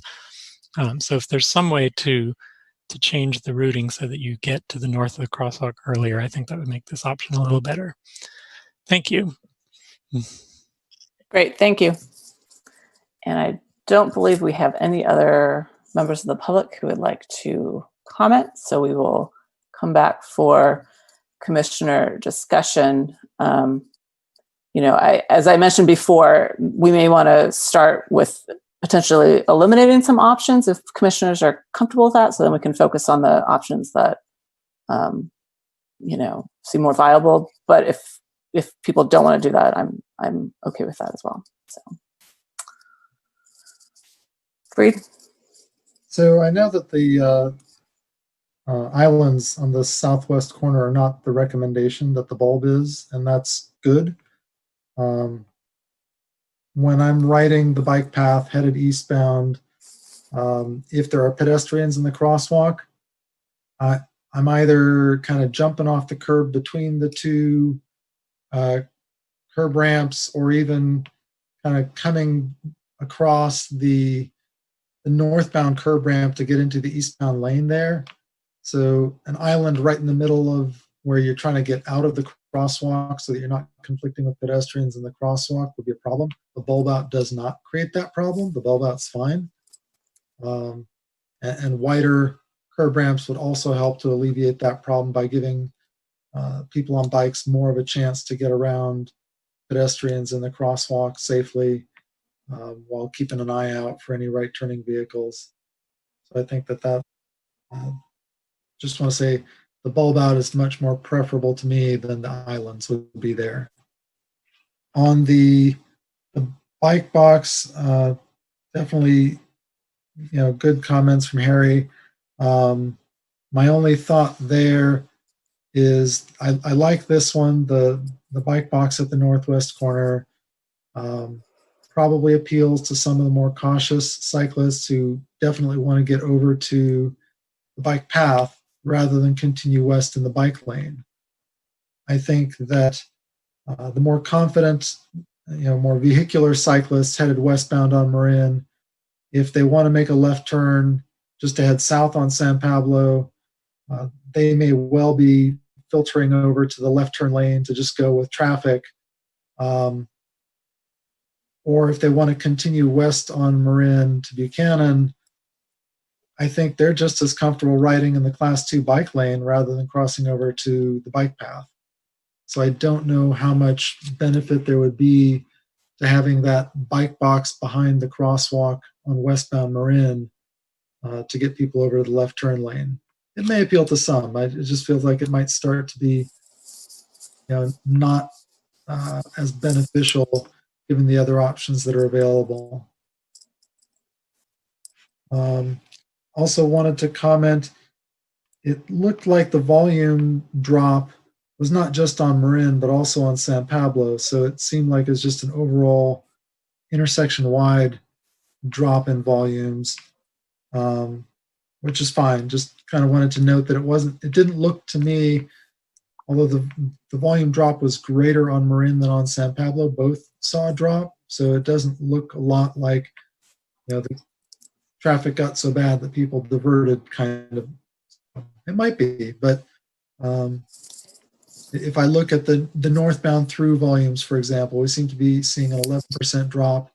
Southbound through actually saw an increase in the AM, but PM dropped 34%, which is kind of in the ballpark with what we're seeing on westbound Marin in the PM. The AM Marin seems to be seeing a bit more of a drop than San Pablo, but just kind of wanted to note that.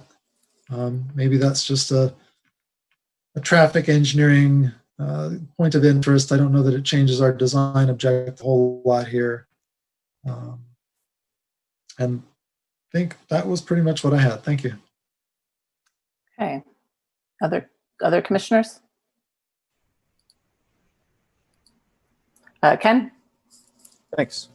I want to thank former Commissioner Chomsky for his comments.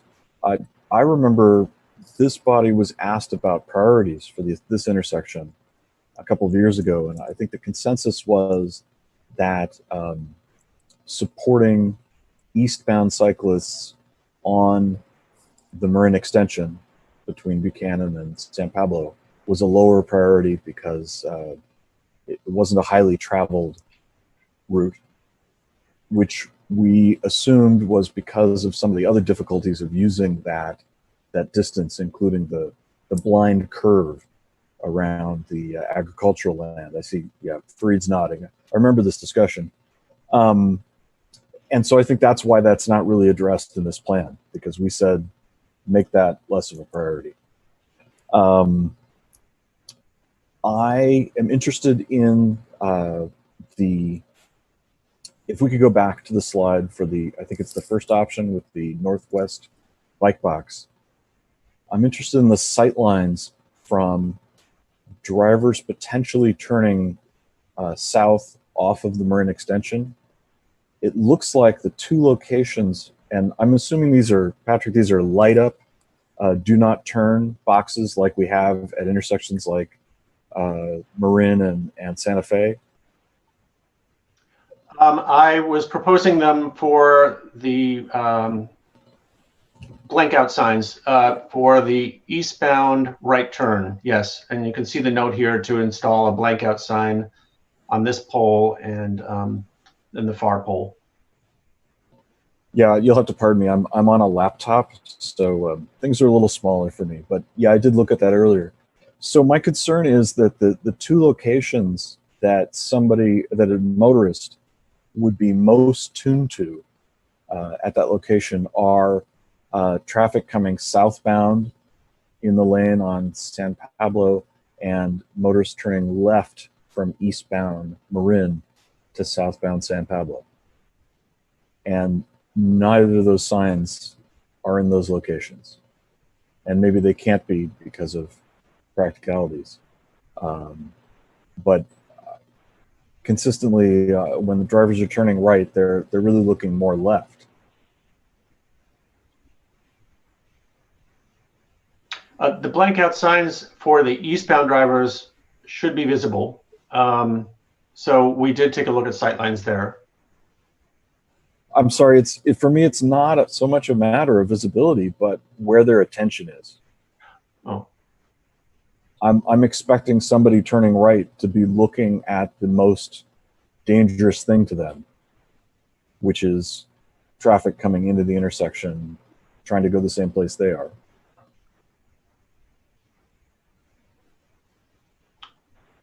Those are perfectly great places to have signs. I just don't think they're the ideal places to catch the attention of these motorists. I don't have strong opinions about how to make the bike box more attractive, other than being flexible about where people cross the crosswalk, and just trying to make it as large as possible.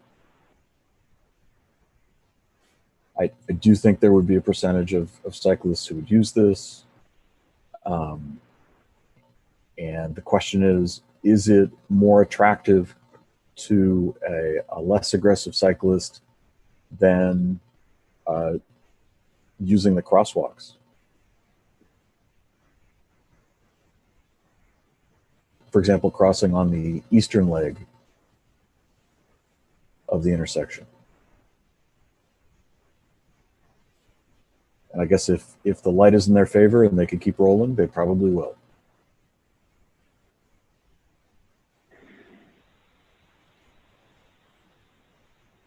The advantage of the bike box is that the green paint makes cyclists more visible to drivers. Sure. Okay, other commissioner comments? Preston? Yeah, to Ken's comment, I really wonder what percentage of people biking down Marin all the way to San Pablo actually want to get over to the path, because that that last approach to San Pablo, which you can see on here, is pretty high level of stress. I just looked at the LTS categorization, and this would really be LTS between 3 and 4. And I can certainly say I agree with that. Riding that location, I mean, you're pretty much jammed up between the curb and, whatever, 20,000 motorists a day at ET going through there. So I kind of question whether it's worth accommodating that movement. That the LTS1 to LTS1 connection is to complete the cycle track along San Pablo, and the Marin route is not a low LTS route in our bicycle master plan. Dartmouth is. So I'm not really that inclined to put in a bike box here. I mean, I think pretty much anybody that gets to that point in that cycling facility is going to be comfortable continuing on the bike lane on the other side, because it actually gets better from there, not worse. But this is anecdotal. I mean, obviously having some data on how many people bike there actually move over to the path, and I think that data would be relevant in this case. I mean, there's often the problem of, well, conditions now can't tell you anything about what conditions would be or volume would be once you make the improvement. But I think this is a nominal enough improvement that we could make some reasonable inferences if we had a count of where people who biked westbound and reached San Pablo went from there. if 95% continue on in the bike lane, I don't see really changing that 5% upwards very much by just putting in a bike box, because that's not going to make people feel that much more safe. I do support putting in the bulb out rather than the islands on the southwest corner. Helps both pedestrians and people biking, and I've seen these islands put in other places, and they are so damaged from vehicles hitting them that it's not comfortable. And also, I observe that people walking or using the sidewalk don't treat them the way they treat a bulb out. They still stay back on the sidewalk. They don't actually step out to where the islands are, so it doesn't really effectively shorten the crosswalk distance. In terms of the different signal phasing options, I would note that in the synchro runs, they used the number of motorists that were measured in 2019, so the after condition, which was considerably lower. I don't know why that was lower. It was on a Friday. The before condition was counted on a Wednesday. My understanding is usually traffic counts are conducted on Tuesday through Thursday, because those are the days that have the highest traffic. So that might be part of the reason. But I think if we're going to consider changing the phasing, it should really be based on a synchro run using the before condition traffic volumes, because I think a lot of us have observed the backup going much further than the after condition synchro analysis suggests it backs up. So it seems like the before count is probably more representative of what actually happens out there. And, the queuing is already highly problematic. I appreciate that Harry brought up that people aren't pulling up far enough, but one thing that I observe is once one lane or the other backs up to that choke point, then no motorist can get in from behind to the other lane. You could try to train motorists to change lanes to fill up the pockets, but that's going to be really challenging. So I think that's a separate problem that needs solution. I was hoping I would see, some proposed solutions for that as a part of tonight's agenda, but that isn't it. But at least I think there's pretty clear documentation of the problem that's occurring. So I'm not that keen on having a westbound leading pedestrian interval. I think there's a way to maybe have an eastbound leading pedestrian interval involving these right turn blank outs, or putting in a right turn signal head, so that we maintain the throughput westbound, which I think is critical given the backups that are being observed.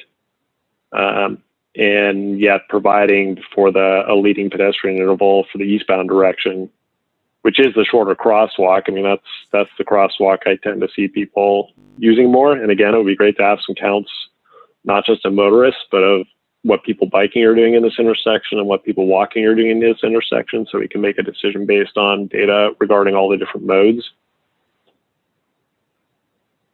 So yeah, with that, I'll stop there. Thanks.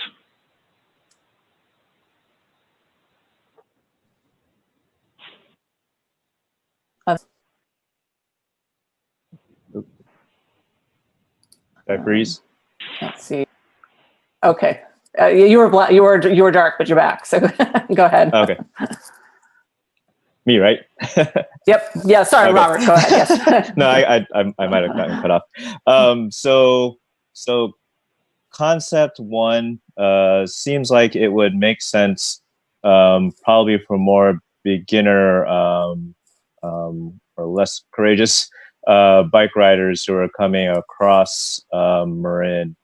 And you're right. I think if you're an experienced cyclist and made it this far to San Pablo, you're probably going to continue on the same side of the street. So really, the utilization would be for beginner cyclists, and I don't know, or people who are less confident, and I don't know how many of those cyclists would have made it this far already and not use like Dartmouth to come all the way around, especially if the cycle track is completed along San Pablo. That seems to be the safer, less stressful way to travel. So I think option one would have little utility, it seems. Option 2, concept 3 with the ped bulb, that seems to make the most sense if you're going to have a mixing zone there. What I would do is extend that and make it a bus bulb. I imagine that if you're putting in the hardscape work already for a ped bulb, if you extend it another, I guess it'd be 60 feet. I don't know what's there. Of course, there's drainage and all sorts of other things there. But it seems like if you're already putting the hardscape in for a ped bulb, that putting the hardscape in for a bus bulb would solve the issue. Keep the bus closer to the crosswalk, create more of a wide mixing zone for people getting on and off the bus, pedestrians, cyclists. It seems like there's going to be a place where all things meet at Marin and San Pablo. So that seems to be where I would be supportive, is if option concept 3 with the bulb out was extended into a bus bulb. Okay. So I like the bike box. We actually, my family, we bike down Marin, cross San Pablo, and then we'll cross Marin to get to the bike path. So, when you cross San Pablo, once you get to the other side, there's a question of where do you go? And, you're getting everybody on their bikes onto the sidewalk. And if there's pedestrians there, it's a little crowded there. So I think my family would use a bike box. So I do like the bike box. And I do like the bulb out as opposed to the islands. I don't know if I have an opinion about a bus bulb out, but yes, I do. I like the concept 3 compared to the concept 2, which I think is the islands. So. Okay, Robert. Can I just add on the ped bulb, behind a bus, I think AC Transit standards are a lot larger. A lot larger space is required. A lot longer distance is required than you think to get a 60-foot bus, if it's one of those articulated accordion buses, to get it flush with the curb so that the entrances to all the buses are at the curb, and preventing any types of trips and falls. I think that distance is going to be longer than the 25 feet that you identified, that the consultant identified.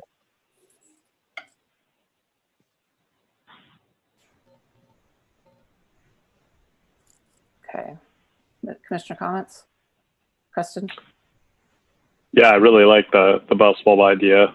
Thank you, Robert, because I noticed in the image it shows the future cycle track coming in essentially from inboard on the gill tract quite a bit. You can see these sort of faint outlines here, and it says future multi-use path to be designed by others. I kind of wonder how that's going to go over, taking up that much territory on the gill tract. I always imagined it really continuing more along San Pablo, sort of similar to the way it's configured next to Sprouts, in which case, there would be a potential conflict zone there with the bus stops. And the bus bulb out solves that problem for the future as well, by taking a similar approach to the way that the bus stop is at Belmont Village there at the southwest corner of Monroe and San Pablo. So I think that's a great idea. And as far as the bike box, I mean, it's paint, so I'm really glad to hear somebody might use it. That's very helpful. I'm impressed that you are, people that bike and would come down Marin to that point, given what seems to be a little bit harrowing in that last half block, and then scooch over to the path. So Well, when Good my on ya. husband is leading, this is the way we go. If I'm leading, this is not the way we go. There we go. But he often takes the kids more often than I do. So, but Yeah. and I have seen other families going down Marin, so it would just be it happens. Yeah. Yeah, and so I wonder. I mean, that's interesting. I mean, I've always wondered about the Dartmouth route because it's sort of less known, less obvious. And I know as I got more and more into biking, I basically biked everywhere that I was familiar with driving a car. And it took me a while to sort of retune and realize, there's other roads. So maybe education piece there. But then again, it is also out of the way relative to where you're coming from and going to. So yeah, that the other item I'll bring up again is the signal phasing portion of this, and just what people think of that.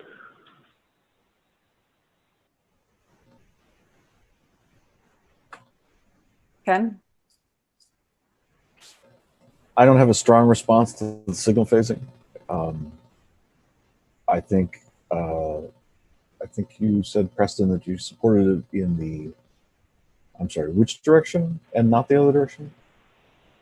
So for the crossing the southern leg, so the east-west crosswalk on the southern leg, so not on the northern leg.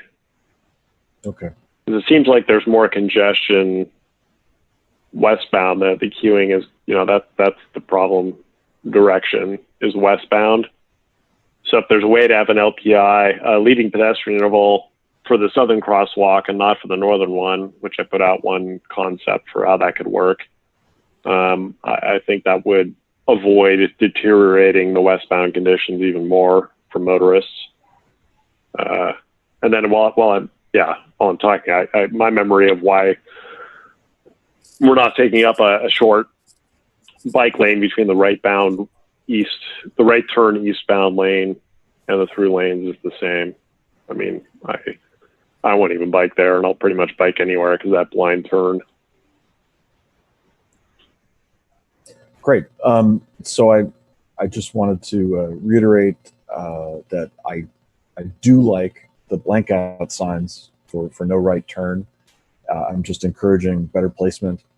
And I want to echo what Chair Paulson said about the northwest corner and how there's just, because of the control boxes and the shape of the corner, there's just very little room for pedestrians there.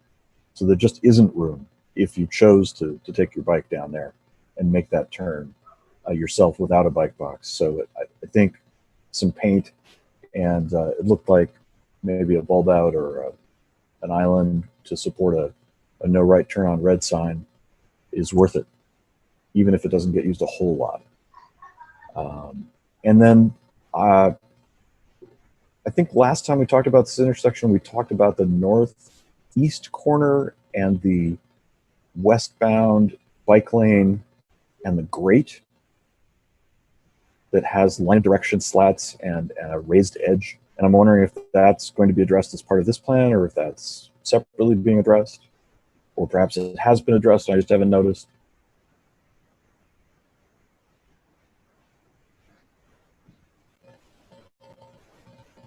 That's not what we asked them to look at for this phase 4. That was something that was related to Public Works, but we'll bring it up with them again.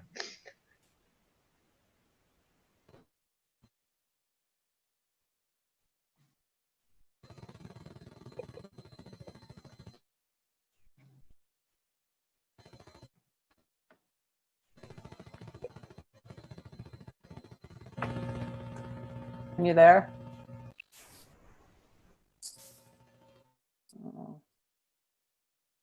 I'm sorry, did you ask me a question? I'm having You were frozen, so I wasn't sure if you were commenting. I'm both done and frozen. Okay. Great. So any other commissioner comments? I'm ready to make a motion if you'd like.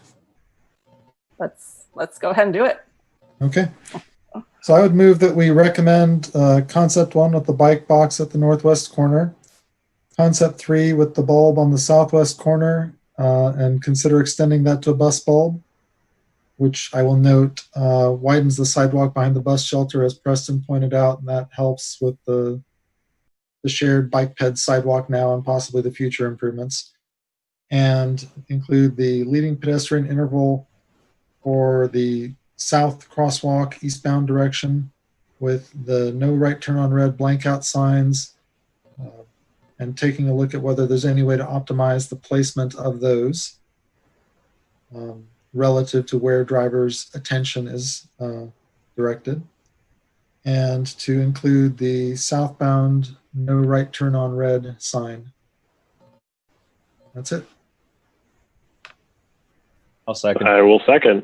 Oh, No, there you go. Go for take it, Robert. All right. Second. Okay, great. Can we have a roll call vote, please? Commissioner Javendale, Aye. Commissioner Jordan, Yes. Commissioner McCroskey, Yes. Commissioner Del Rosario, Yes. Chair Paulson. Yes. Okay. I just went off for that was impressive tracking of all the items for Reed. Good Nicely job. done. Good job. It's almost like he does it professionally. A little bit of practice. Almost. All righty. Let's move on to item 5-3, strategies for improving physical distancing on publicly owned right-of-ways. Thank you, Chair. Let me pull up my screen.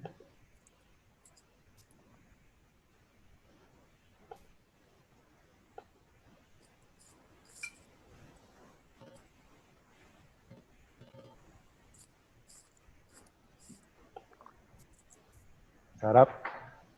Yes.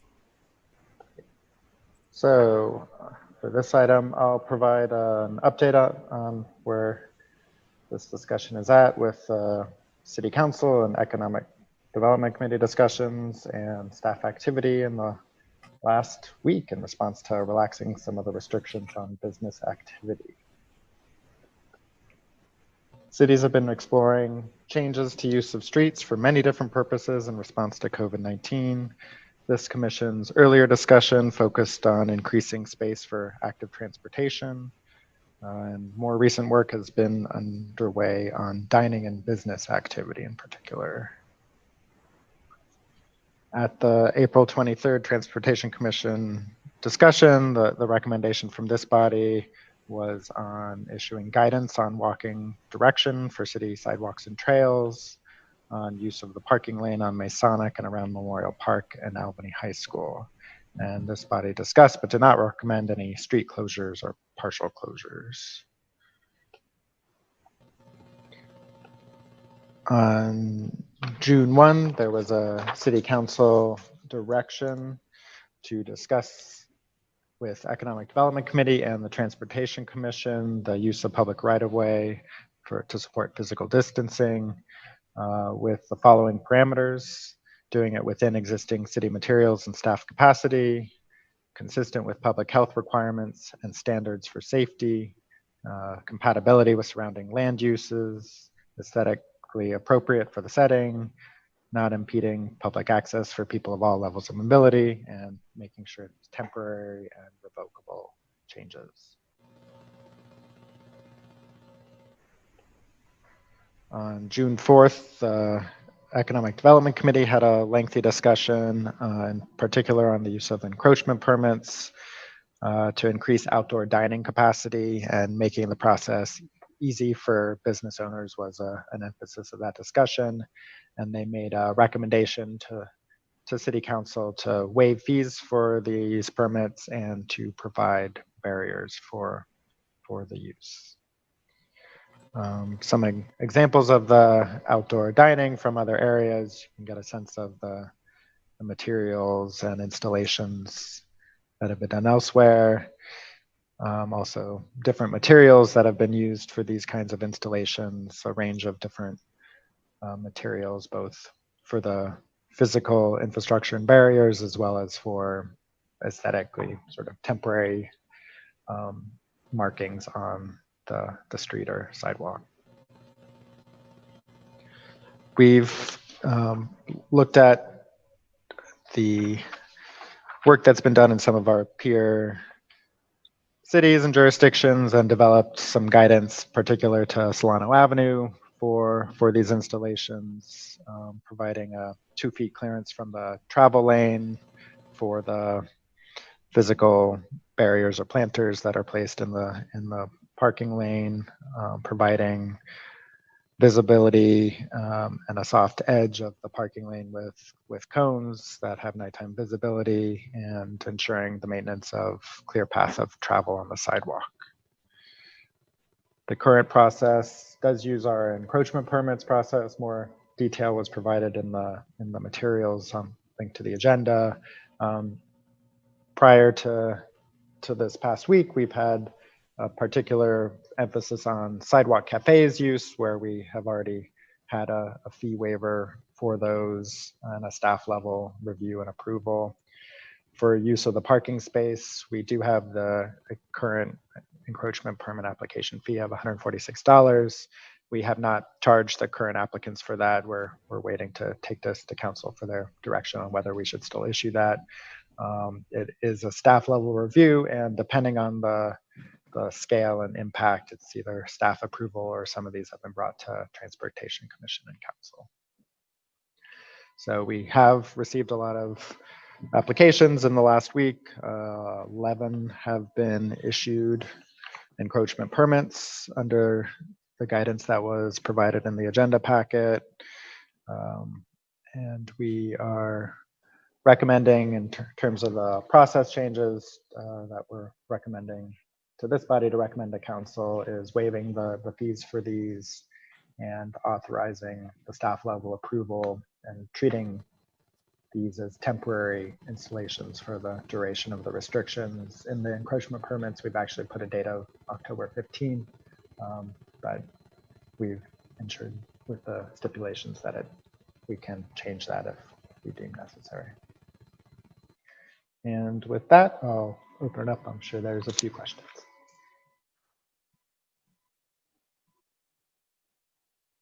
Okay, commissioners, Robert. So if I'm understanding correctly, what is being asked of the commission is to continue what is already happening. Is that accurate? That we are not charging for permits now, and we are providing some barriers. We have not provided barriers. That was a recommendation from the Economic Development Committee. The guidance that we're operating under is not using any additional material that we don't have, not purchasing material for this, and most of our barriers have already been utilized for the closures that have been in place. So the fee waiver is something we've essentially deferred charging it until we get direction, since that recommendation was already in place before the change. But yes, we have had to act in the last week as the demand has come in and the businesses were allowed to operate outdoors. So we've proceeded and are seeking guidance. The encroachment permits do allow us to modify our conditions approval or change as policy catches up. Okay. And it sounds like the Economic Development Committee or Commission already made a recommendation to council, and we're the next in line to do that. That's correct. Their meeting was after the council direction, but they actually, I think, have another meeting before the next council meeting. So they will probably be discussing this again as well. Okay. The permit itself, is it limited to 2 parking spaces per business? So that is what we have issued in the existing requests. That's what we've been limiting it to date. Okay. And is that based roughly on, that's the number of spaces in front of a business parcel? I'm just trying to go down the path of is that enough space for, if it's going to be a free permit, I assume that many people will take advantage of this. And so is there enough space for everyone to have some sort of outdoor extended use of the parking area at 2 spaces per business. We've had at least one of the permits request 3 spaces. I think most of them have come in as requesting 1 or 2 spaces. The one that did request the 3 did reiterate that they would be able to fit more tables that they felt they needed with a 3rd space. So they did request that be considered, but we are balancing the other needs for this first parking as well. So okay, that's a balance. And so that's about 400 square feet or so. Is that right for 2 spaces?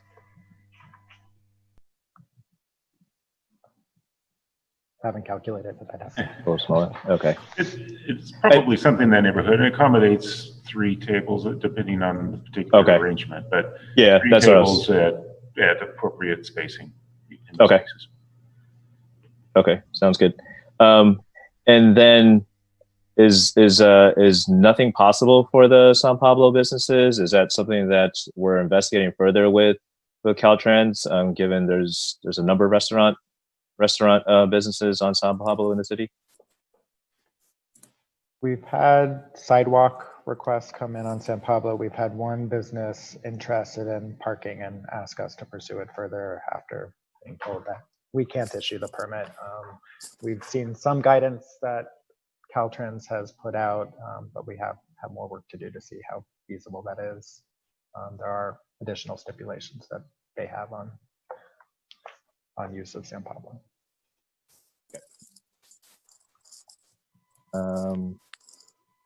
I think that's it. One last question is so the materials that we're seeing out there today on Solano, those are all business provided. Is that correct? Correct. Okay. All right, thanks. Ken? Yeah, I'm wondering what requirements you're making for businesses to make sure that I'm sorry, I'm unstable again here, but for businesses to make sure that there aren't restrictions for who can utilize the space. Like, are you requiring ramps down into the parking well? Accessibility issues are challenging. So right now, we're not requiring that. I think that our approach to accessibility issues is that a restaurant obviously does need to provide service to anyone who wants to go to their restaurant, including people with disabilities. And it's probably easiest to accommodate people with disabilities on sidewalk seating, not in the parking space seating. So our recommendation, and this is evolving, of course, but our recommendation is to restaurants is to have both sidewalk seating and parking space seating if they wish.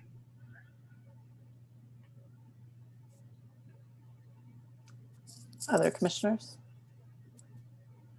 Freed? Yeah, I just wanted to ask, I know that in the past, Golden Gate Fields has provided barricades for the Solano Stroll traffic controls. Has anyone checked with them to see if they might be able to provide barricades for any of these parking space seating plans? I wasn't aware that they provided barriers for us, so we It certainly may have been a long time, so they're not anymore. Yeah, you know, we've certainly talked to the Public Works Department about their ability to provide barriers and cones and so forth, in addition to what they've already utilized to close off playgrounds and park areas of parks. They want to have some in reserve in case there is an emergency or a power shutoff or something like that. So they would need to go out and spend money to buy new equipment in order to help in this situation. Okay. Okay, other commissioners? You know, one question I have, are you getting any inquiries about turning on-site parking into dining area? I know not a lot of restaurants in Albany have on-site parking, but we've gotten that suggestion from people who are interested in this program. I think that the post office block with the owner of that property, that series of properties, from 5 Tacos to the post office. I don't know if he's implemented. I haven't looked, but he's talked about using some of his parking lot, and we're completely open to that. The other obvious one that it would be nice if it were used is the Bevmo lot on San Pablo, but there's a long history of a complicated ownership there and not a lot of collaboration between the various nearby businesses. So The Albany, yeah, the Albany Twin, the parking lot behind the Albany Twin is also very large. If that could be used. Yeah, that's another one where there's a lot of shared parking commitments. Probably it's overcommitted to shared parking, but I haven't looked and see how that lot's being utilized in the last month or so. All right. Any other commissioner questions? I think let's go ahead and then open up to public comment. We have one attendee. If you would like to raise your hand, if you would like to provide public comments.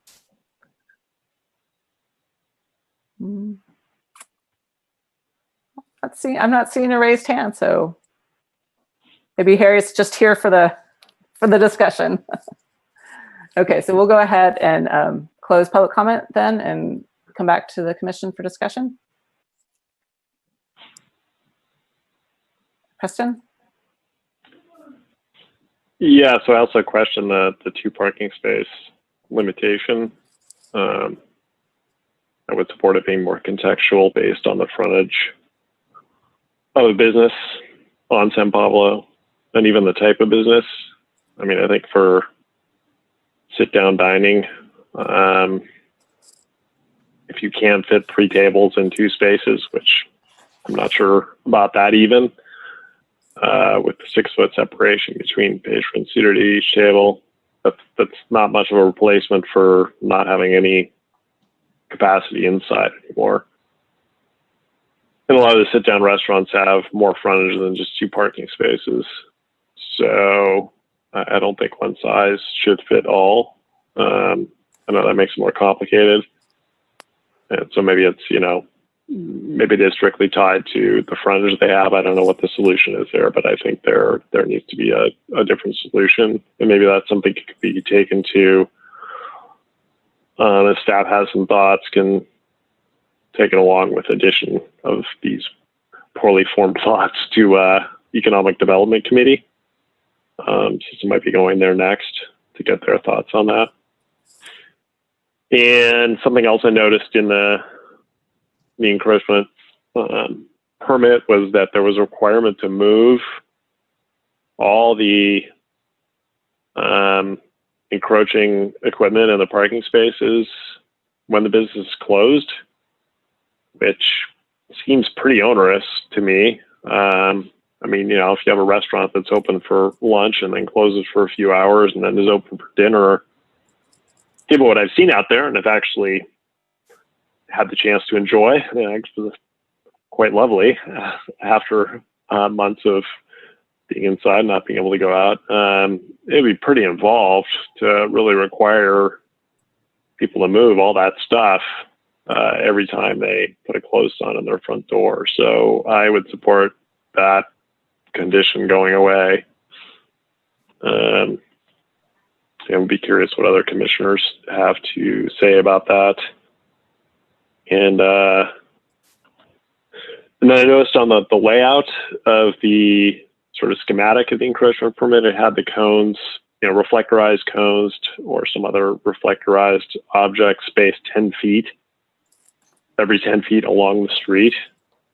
I would suggest that instead there be a cone in the center of each parking space entry, which maybe is 10 feet. I don't know what it is, but in terms of a motorist thinking they can turn into the parking space when they see the white stripes there, I think having a cone like right in the middle of that would be more attention grabbing potentially. And then finally, it'd be interesting to look at the speed surveys on Solano, see between Masonic and San Pablo. My guess is probably that motorist speeds are, at least the median is below the 25 miles per hour. Certainly that's my experience of biking along Solano. And I wonder, and I don't know if the city has latitude for this, but kind of making that lower speed limit official for this duration, just to calm people that much more and cue them in on something different is going on here, as we are experiencing many things going on that are different here. I know in various mining operations that I've been in, they tend to actually post speed limits that are not on the 5, a multiple of 5. They will post a speed limit as you enter the mining operation, 23 miles per hour. And as you get closer, 21 miles per hour. And you get closer, 18 miles per hour. You know, so it's kind of like jarring, you know, it jars you out of your usual potential motorist stupor to go, oh, they probably mean it if they put out such a odd number.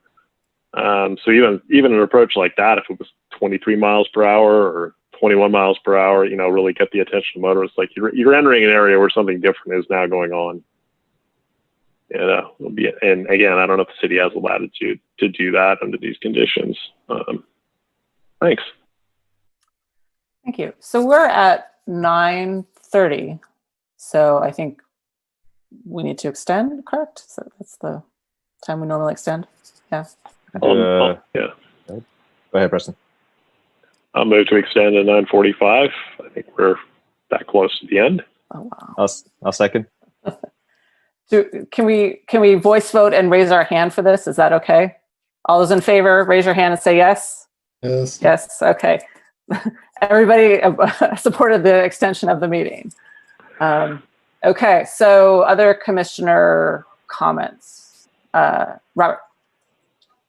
So for saving some time here, I agree with Preston on the ability to have some flexibility in the number of spaces, and maybe what we look at is giving 2 spaces initially, and then seeing what the permit rate is, and then offer more if we can, to especially to eateries. I think that's a big advantage to go to 3 or 4 parking spaces. The only other thing I had was if we would consider making these permits an option to permanent, provided that there's more design work involved, but potential for additional parklets out there. And maybe this is the starts of our moving out of the pilot phase of parklets and moving into a parklet program for the city. That's all. Okay. Great, thanks. Ken? Hi, sorry I dropped out there for a while, so I didn't catch all of Preston's comments. But I definitely support reduced speed on Solano. It's a truck route, but it doesn't mean it has to be a fast truck route. And if not a direct speed reduction, perhaps some combination of a posted lower speed limit and the addition of some stop signs at intersections to really bring things just to a slower optimum. I'm sorry, a slower, I don't want to say consensus, but a slower feel and a higher level of safety for people dining fairly close to a traffic lane with semi-trucks. And I also support allowing businesses to take more spaces. 3 tables plus whatever they can fit on the sidewalk seems pretty small in terms of a space to support a restaurant. And certainly we find that a lot of other businesses are closed on Solano. And I think the spaces can best be used to provide a nexus and attract people downtown as that is appropriate. Thank you. Great, thank you. Other, Fareed, go ahead. So I'll start with the number of spaces. I think that I do agree with the sentiment that was expressed earlier of offering a number of spaces essentially equal to what their frontage happens to be. But I think I would prefer to just say that staff has some flexibility in that. It may be that the neighboring business says, we don't really need our frontage. You can take it for your outdoor restaurant seating. And I think staff can use their judgment to decide if that's appropriate. But I would recommend some flexibility in that. As far as the speed limit, I bet you if we did an 85th percentile speed measurement out there, it would be less than 25. We could legally post whatever the 85th percentile speed is, and maybe do it the creative way that if the 85th percentile speed is 21 miles an hour, we post 21. I have no problem with that, and especially in this context. I don't think the speeds on Solano are typically very high. So I bet we'd come out with something that was advantageous for us out of a speed survey. And that's it. Okay, great. I also support giving staff flexibility to increase the number of spaces. I do notice there are a lot of stores that are just closed. So if you have on a block one restaurant and it's the only thing that's open, it seems to make sense of that location that they be allowed to have more than 2 spaces. I think that's great. I'm also supportive of the measures to try to slow down. And I understand speeds are not fast, but going even slower with the dining on Solano in parking spaces. I was a little nervous, like, just thinking, sitting there, you got the 18 bus going by, you got other, cars. If making people go slower, I think I would support that. If that's stop signs, if that's a reduced posted speed, I think that's good. I also support waiving the fee for using the parking space for eating. Let's make it easier for our businesses to stay here. And I think those are my comments. So, Preston? The other item I brought up was the requirement to move all the encroaching equipment every time that close sign is up. So if the other commissioners could weigh in on that one way or another. I agree. That seems onerous. And if there's reflective materials on were you thinking they would stay out all the time or come in at night, or what were you thinking? Are you asking me or staff? I'm asking you. I'm asking. Since you brought it up, I'm asking what were your thoughts about? I mean, my thoughts would be that the reflectorized cones stay there and everything else. So I mean, the blocks that I was on, they had purchased a bunch of wine barrels. Yeah. And set up wine barrels. Some of them had set up canopies. They roped the wine barrels together in some cases. It just looked like that'd be a lot of work to take down every day and put back up. So my thought was it all just stays there. And obviously I have the reflectorized cones in the parking space entries. But otherwise it just stays there 24/7 or however much they're comfortable with leaving it there. Mm-hmm. Robert? Can I ask what's the intent? Is it theft or convert it back to parking or something? Or what is the intent of taking it out every day? Well, I first of all, I really appreciate your feedback. This is a quickly evolving process and something that's really new to us. So the thinking is to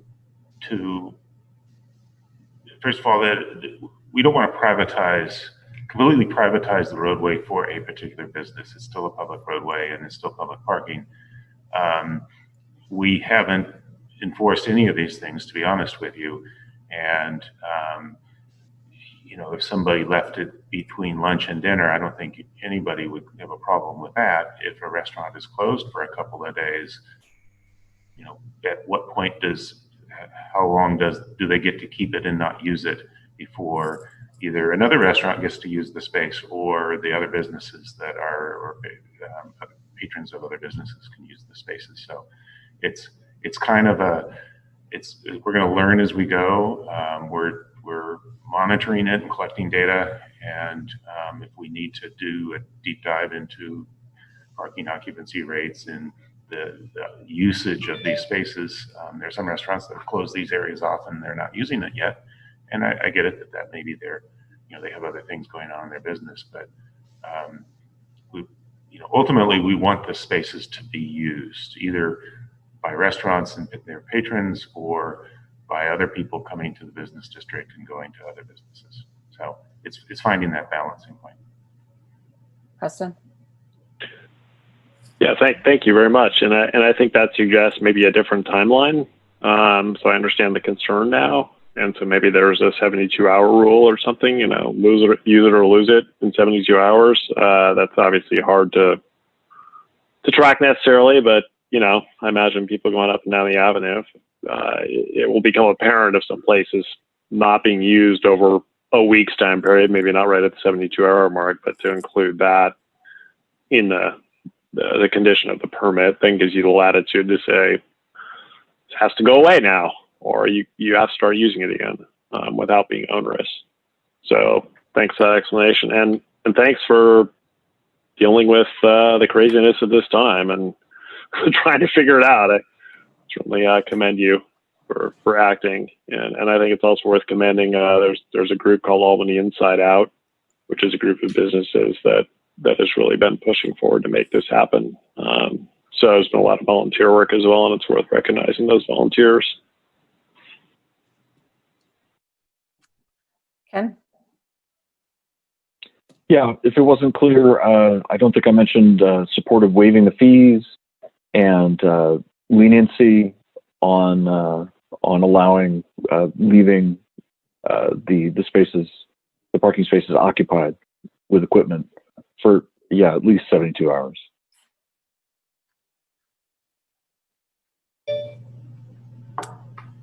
Okay. Do we have any other commissioner comments? Fried? I can make a motion. You did such a good job last time. Why don't you go ahead? I don't know if I can match that. Let me give it a shot here.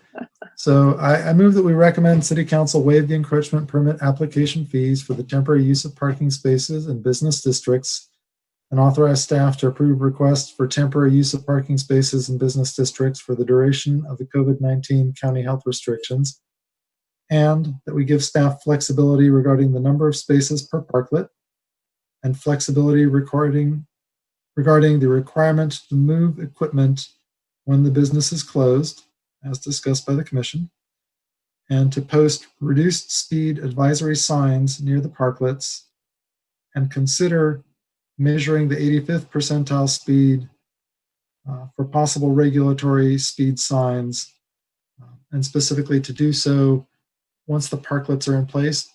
And this is not part of the motion, but I will comment that I think that the parklets are affecting people's speed, and that will probably gravitate towards a lower 85th percentile speed.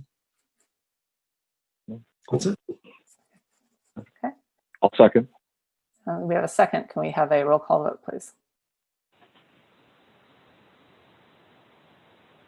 Commissioner Javindel, Aye. Commissioner Jordan, Yes. Commissioner McCroskey, Yes. Commissioner Del Rosario, Yes. and Chair Paulson. Yes.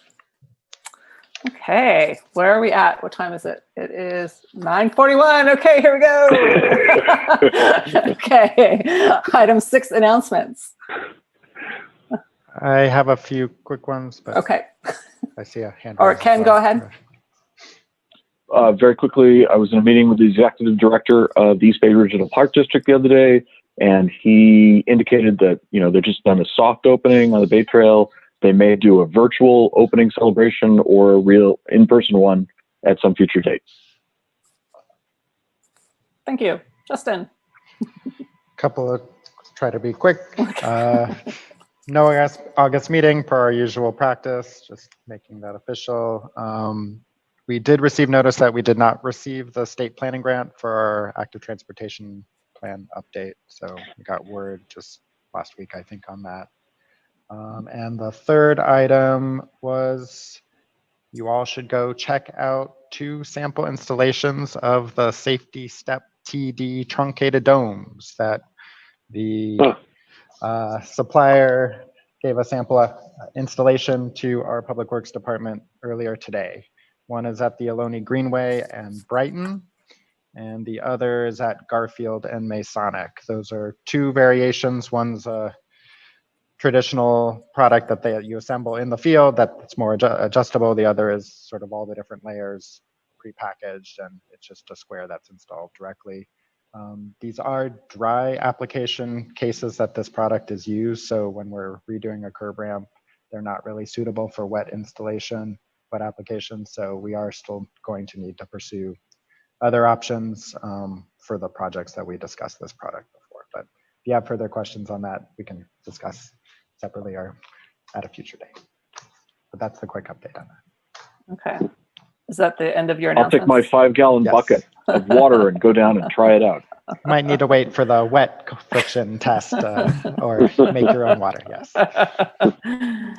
Okay, great. So we'll go ahead and move on to item 7, future agenda items.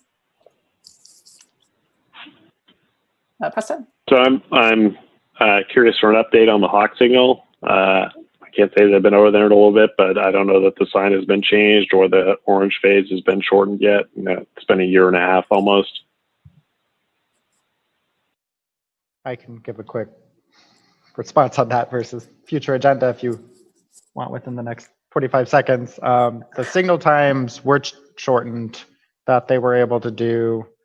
The signage got a flat no from safety, and I'm working with the bike ped folks to push on that. So I haven't done any more. They said they're working internally to see what further discussions they can have, but I'll check back with them. That was a little while ago that I had that exchange. So I'll check back in on that. Nice, thank you. Great. So other future agenda items? I guess maybe what's the plan on the active transportation plan update, given the misfortune of not getting the grant?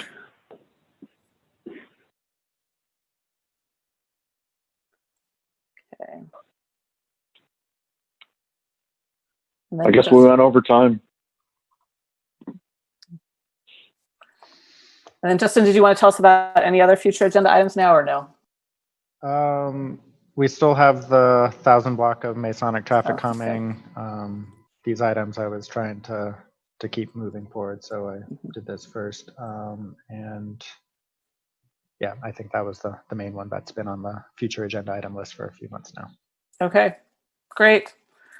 Next meeting, guys, Thursday, July 23rd, 7 o'clock. I'm guessing it will be a Zoom meeting, but maybe not. Who knows? Okay, and with that, we will go ahead. Oh, it's 9:46. Okay, with that, we will go ahead and adjourn the meeting. Take care, everyone. Good job, Amy. Bye.